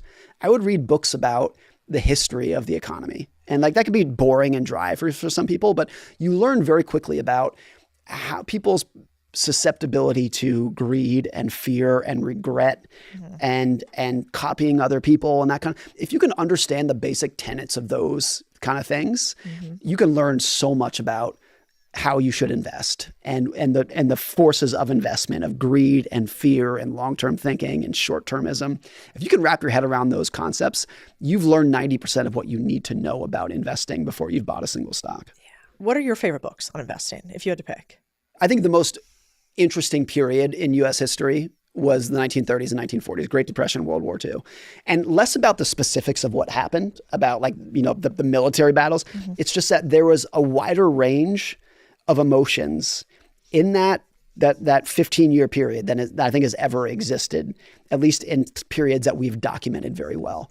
So you read about that period of the uncertainty that people went through, of the fear, the torment and the trauma, the happiness and elation when it was all over. The range of emotions during that period, I think, is just astounding. And so there's a trilogy of books written by a guy named Frederick Lewis Allen. And he wrote his 3 books. One's on the 1920s, so a little bit before. One's on the 1930s. And then his last one is on how America changed from 1900 to 1950. And that's been kind of my 3 favorite history books. And Frederick Lewis Allen was not writing about the big characters of the day. He's not writing about Churchill and FDR. He's writing about a farmer in Iowa. Like, what was his life like? And how did his life change when the car and the airplane and the radio came about? What was life like that? What were his fears during the Great Depression? What were it goes into detail about ordinary people doing ordinary things in a way that I think is really fascinating. This is why I think people should read more history and fewer forecasts.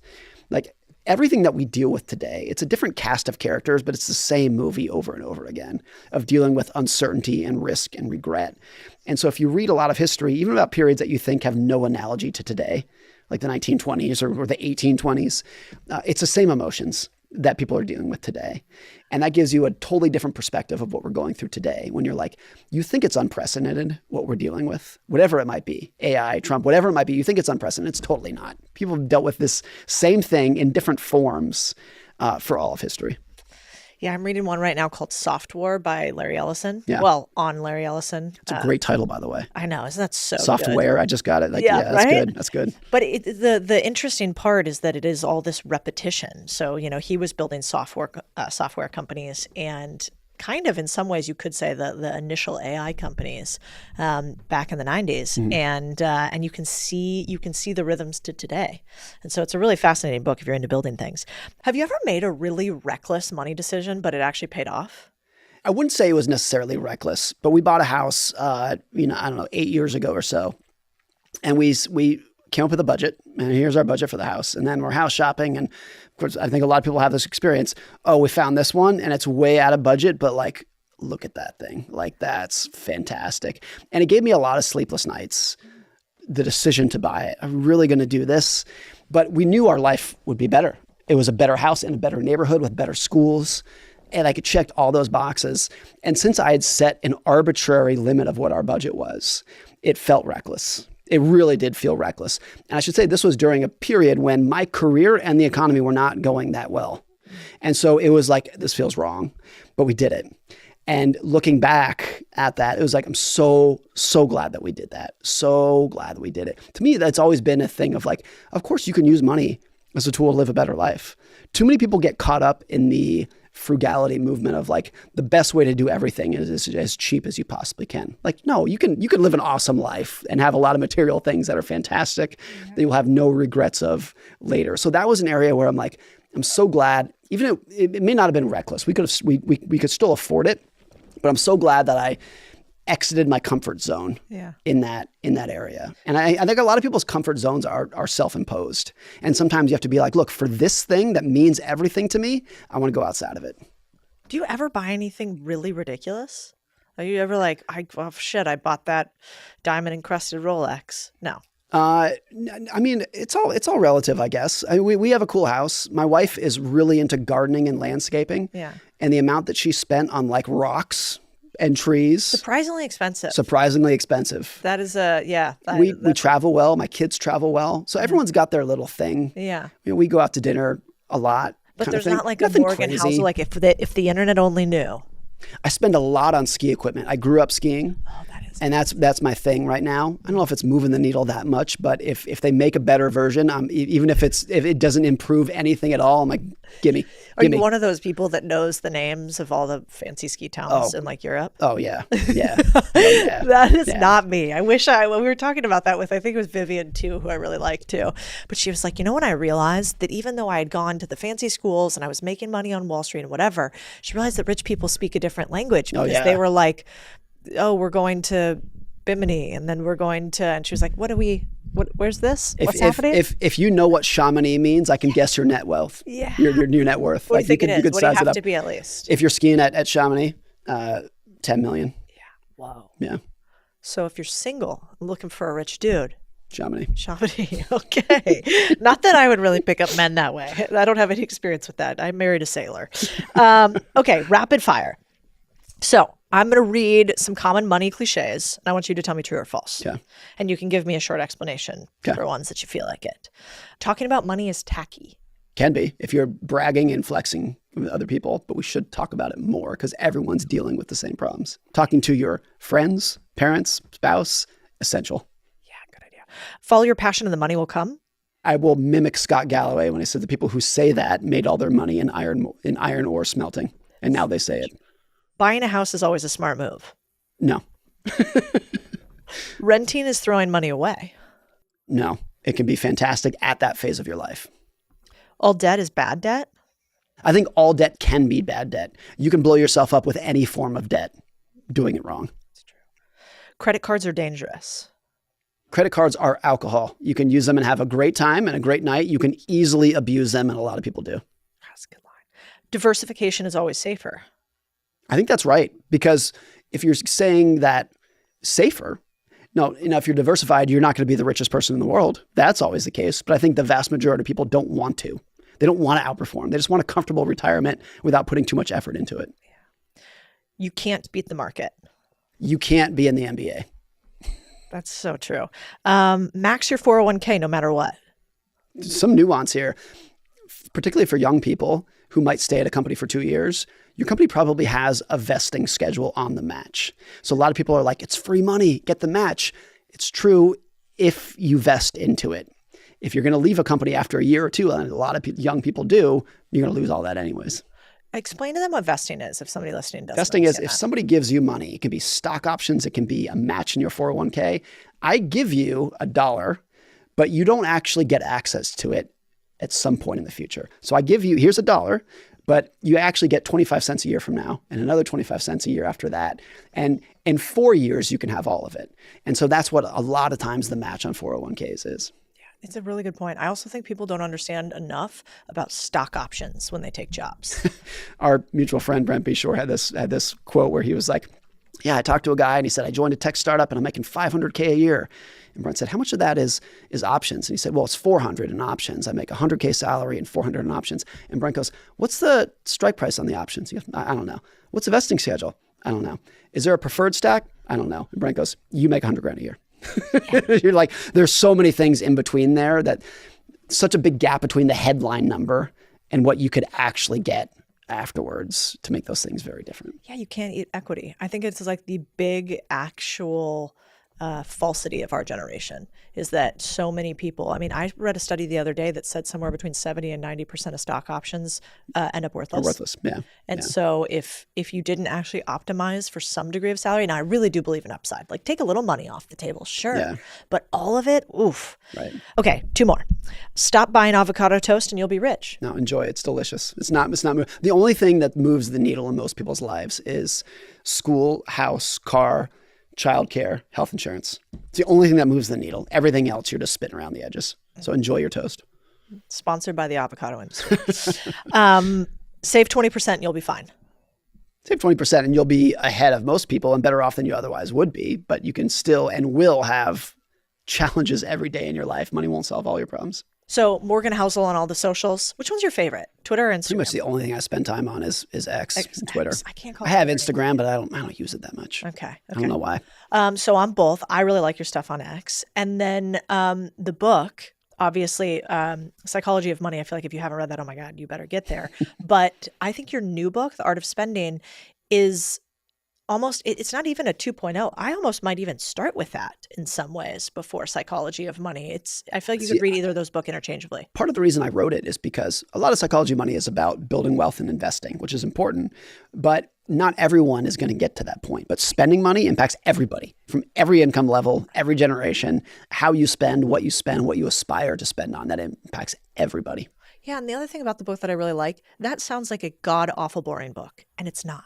Thank you. Like, you're so good at the stories and, here's some specific takeaways without it feeling like I'm getting lectured to, or there's a 372-step process. Or there's a formula or something like that. Yeah, it's like, I no, love this a is just, formula. You got me here when you said that. I was like, right. fuck, it's no, but that's true. what most finance books are, is a formula and a lecture. This is just, let me tell you some stories that I think you'll like about risk and greed and fear. And they'll stick with you. And then you might actually just change your life and save more money. I hope so. Morgan Housel, I've just adored your books over the years. Thank you so much for writing them. Thank you for being here. Thank you for talking about money. So often, all of us, once we make it, we don't talk about it anymore because it seems kind of gross in some ways. So I really appreciate you sharing all your wisdom today. I appreciate everything you've done. Thanks for having me.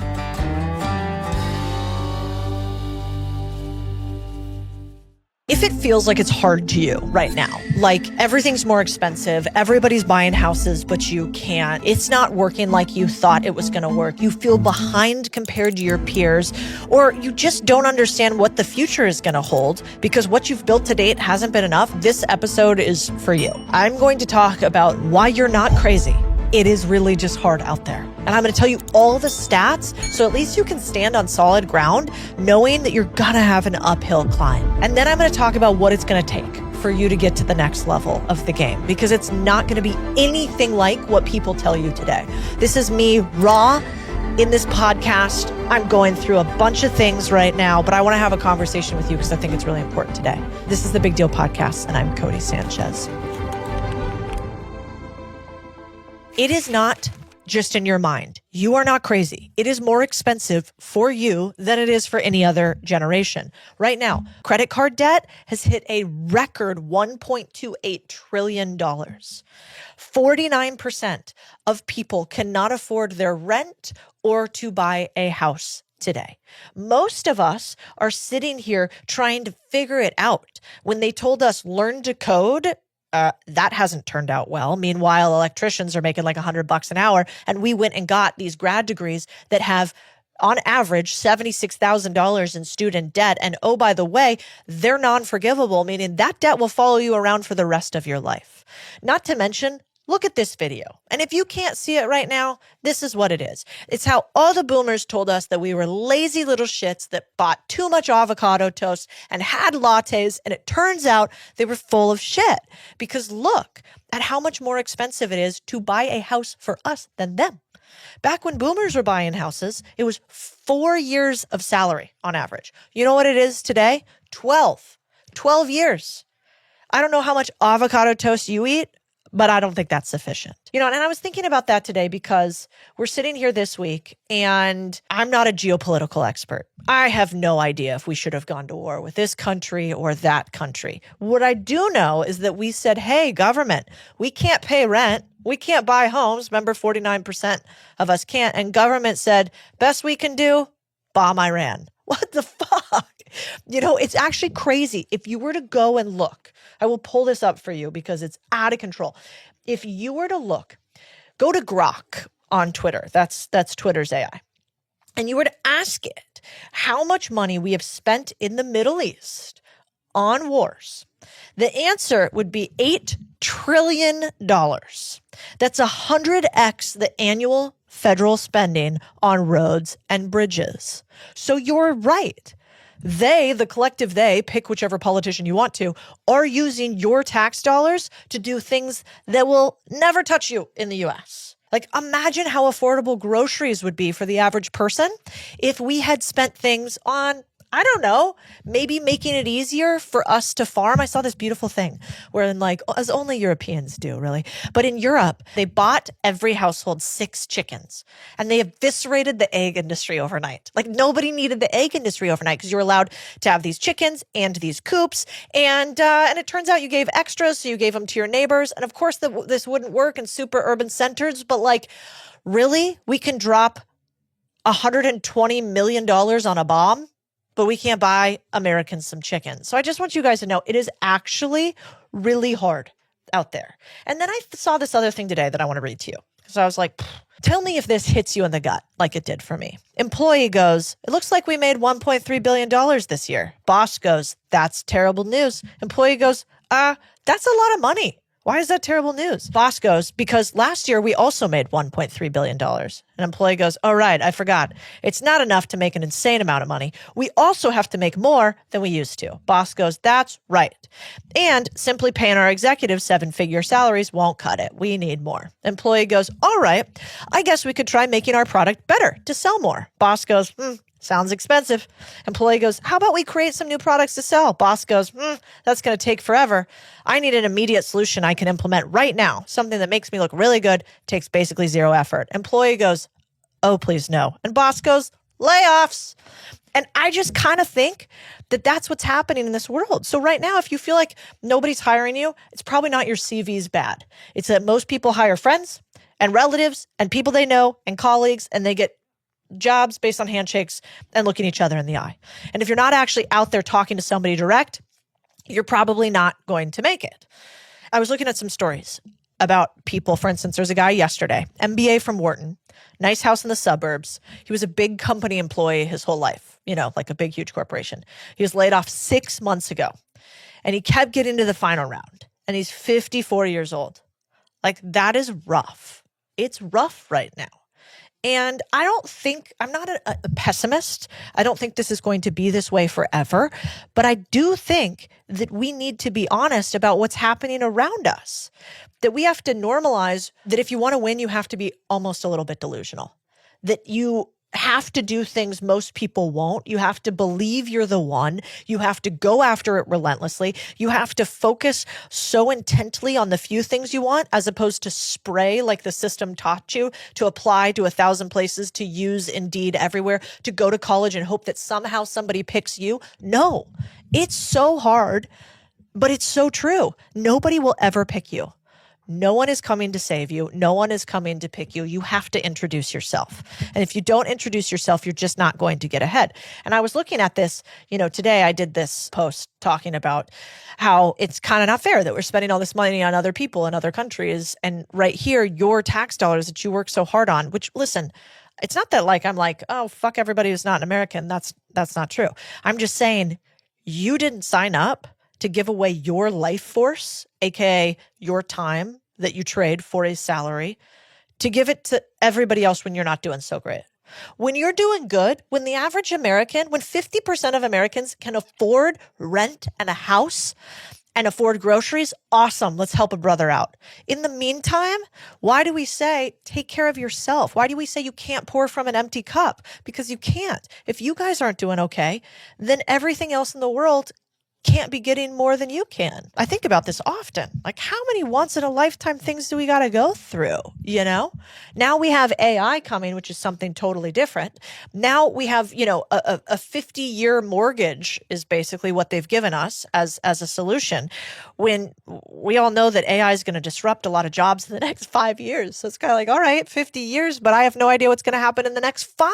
I don't know if you've noticed it, but I certainly have. I travel all over the country a lot right now. And I've sort of seen it in like grocery stores and airports and people walking down the street and government buildings. Everybody looks a little drained, right? Everybody looks a little worn out. And I think that is a warning sign of how hard it has been in many ways for many people. And I just want you to know, I think there's 3 answers to this only.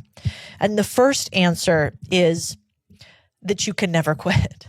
That once you figure out what you want out of life, the secret is just to keep going until you figure it out, because usually the thing you want is right on the other side of the time that you quit, gave up, stopped too early. And I know this sounds like hustle porn. Like, Cody, nobody can afford houses, just don't quit. I'm sorry, there's not a better answer than that. The first and best answer is prove that you are a person that doesn't quit, because those are the type of people that get hired, that get money from investors, that get more opportunity, that things get attracted to them. That's just it, period, end of story. Like, if you go into an interview and you don't say to them, I am the type of person that is so relentless that if you don't hire me for this job, I'm going to keep bothering you. Like, I am meant to come do this thing. Like, I need you to have an unreasonable amount of belief in yourself. Not that you can achieve anything. You don't even have to go that far, but that you're a dog on a bone. You're that pit bull that grabs and locks on and won't let go. And every single successful person I've ever met has that. They are just a dog on a bone, unapologetic for the fact that they will not quit. They will not let up. And that has to be you. And the second thing that I've realized is you have to lock in this year. You're going to have more distractions than you've ever had in your entire life. And you're going to have to figure out like one or two things you can focus on per day, where at the end of that day, you feel like you made it. Almost every morning I call my president, Mark, and I have a shit ton of activities and he has a shit ton of activities. And I go, hey, okay, here's what I'm working on. But if I get these two things done today was a win. How about you? And he goes, yeah, these are my two. We're like people with really big jobs, but we know every day there are the crucial two. And we kind of kill anything that isn't that, because the world will try to take your attention. And it can seem rude. You know, people come up to me sometimes, they're like, hey, can I talk to you about this? I'm like, not right now. No, actually, Or they'll say, hey, can I do this? Can I have your phone? And I go, no, not right now. I'm working on something else. It is that relentless. Because maybe in the past, when everything wasn't so crazy, you could just get by being a personality guy. You know, you could be like, that guy's nice. So it just like, he just nices his way through stuff. That could be enough, but I don't think it's enough anymore. You're going to actually have to kill distractions. You're going to actually have to set boundaries, and not like fake, with all due respect, I am also a millennial, not like fake millennial boundaries. Like, I don't work or answer my email after 5. Good fucking luck. Good luck. I mean, I love disconnecting. I'm like I tell pretty much everybody on my team always, unless we have something going on, I go, I work all weekend. You can ignore me. If I really need something from you, I'll text you. But like, you can ignore me in Slack on the weekends. Like, just ignore me. You can ignore me usually after work, but you should probably check it. And like, listen, I'm going to get raised for this on the internet, but it's just true. You're going to have to lock in, work incredibly hard, set boundaries, but important ones that allow you to focus on the things that work. You know what's crazy? According to the Federal Reserve, nearly 40% of Americans wouldn't be able to cover a $400 emergency expense without borrowing or selling something. So when you worry about why making it feels impossible in the US right now, you're not being dramatic. You're actually being honest. Wages haven't kept pace with costs. Attention's fractured. And the old playbook, work hard, get ahead, feels slower every year. So here's what's changed. Leverage now lives online. And the people building real momentum, they aren't chasing virality. They're building owned audiences. This is why this episode is sponsored by Beehive. Beehive is the all-in-one platform to publish, grow, and monetize your newsletter. It's built for operators, founders, people who already have ideas but are tired of renting their audience from platforms that can throttle reach overnight. With Beehive, you don't just send emails. You build an asset. You get built-in growth tools like referrals and recommendations. You get monetization from day one through their ad network, boosts, or paid subscriptions. You get analytics that actually tell you what's working all in one place. In a moment where stability feels fragile, ownership matters more than ever. If it feels harder to make it, stop trying to win somebody else's game. Build something you can control. Go to beehive.com and use code CODIE30 for 30% off your first 3 months. Because the new American dream isn't a job title. It is an audience. That's BEEHIIV. I think questions are increasingly more important than answers. Now we have the answer machine at our fingertips, right? AI in many ways. But it's like the right way you ask questions over time. And most people have maybe a 3-to-1 talk to listen ratio. My mom always said, God gave you 2 ears so you could listen more than you talk. I never listened to her about that, but that's what she said. But most people actually don't ask enough questions. And I think that is going to be the key today. What should I really work on? What matters? Where is my curiosity driving? Because do you think you're going to be able to win if you're like a kind of curious person? I mean, but maybe this is the last one. Like, if I will take a confident executor with a sprinkle of delusion over almost anybody else. The entire game is almost all confidence. I love that little clip from Marty Supreme where she's like, what if you fail? And he says, I don't even allow that kind of thought to enter my reality. Let me ask you something. Do you make money at this little table tennis thing? Not yet. How do you live? Well, I live with the confidence if I believe in myself, the money will follow. And what do you plan to do if this whole dream of yours doesn't work That out? doesn't even enter my consciousness. The idea of failing is not a part of my reality. I don't allow it to enter my consciousness. And I think that's kind of necessary. There's this cool thing. If you ever watch race car drivers, before they go onto the track, They look crazy. We can show you a clip if you watch the YouTube. You can see it here. 5th gear, 6th gear, 7th gear, into 8th, flat out through turn 1, flat out through turn 2, bringing the car to the left-hand side, braking hard at the curb on the left through turn 3. So basically, the race car drivers usually have headphones on. They have their eyes closed, and you kind of see them like, I don't know, twitching their shoulders and hands and like making like weird little hand movements, almost like tiny claws.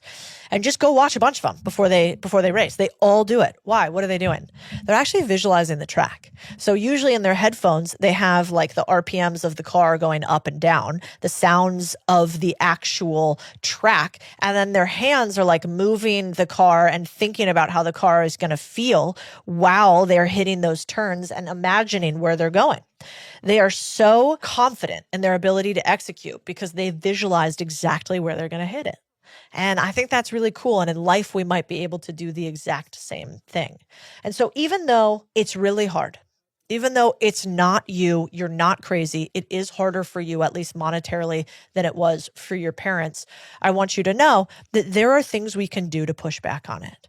And the things we can do actually don't just require more hard work. They require a little bit more belief and a little bit more focus and then a little bit more relentlessness on top. But I've been thinking about you guys because I've made my bag, by now. I've made a lot of money and maybe I could lose it all. Who fucking knows? I spend a lot of it on our companies and I invest a ton and most of my assets are all set up in everything that we're already doing and all these people you can't even see out here and all these other companies we invest in. But like, I've kind of made it and I worry about you who hasn't yet maybe made it, or hasn't maybe made enough of it yet. And so I hope you feel that like you're a really big deal to me. Everything that we do is for you. And I'll push back as often as possible on the big guys who say that it's fine for the many to sacrifice for the few. I mean, I saw a tweet that just about sent me apoplectic because my husband is a former Navy SEAL. We have lost friends in war. And I have seen what it is like to shake a hand and then not be able to shake a hand, hug that guy again when he comes back. We lost one of our very good friends from high school. Charlie Keating was a Navy SEAL who lost his life. And I won't say the other two because they're not as public, but they died actually in service to the country. And so I saw some idiot. There's been 3 deaths thus far from this war. And somebody said, like, I just want you to know, like, your sacrifices are worth it. And I just wanted to be like, who the fuck are you? Did you send your kids? Have you saddled up? Is your husband or wife on their way to go do that? Who are you in finance talking about their sacrifice is worth it for you? And so I feel the same way. Like, it's not worth all of human progression when we have so many who are struggling here. And so tell me in the comments what you're struggling with, what we can help you with. Don't let them turn you into a victim. Believe that you're more capable because you probably are than you think. And keep going even though in many ways the odds are stacked against you. The last thing I'll end with is like, I truly believe, you guys, that if you use this time, these next 2 years, to buckle down and focus and build using the tools at hand, you can still unlock generational wealth for you and your families. It is here. It is possible. We see it happen every day in the boardroom. I saw it happen just the other day. One of our members, Jimmy, had a struggling business. He was barely scraping by. The business made a couple $100,000 a year. We helped him find one unlock in his business. That was $975,000 in additional revenue for him. Now him and his family are cruising. They've got a business that's doing millions of dollars a year. Like, you have the opportunity to do the unlock. We see it every single day. But unfortunately, nobody else is going to do it for you. Nobody is going to come out and reach their hand and introduce themselves. You're going to have to do that. Let me know what you guys think of this podcast, and I'll see you next week.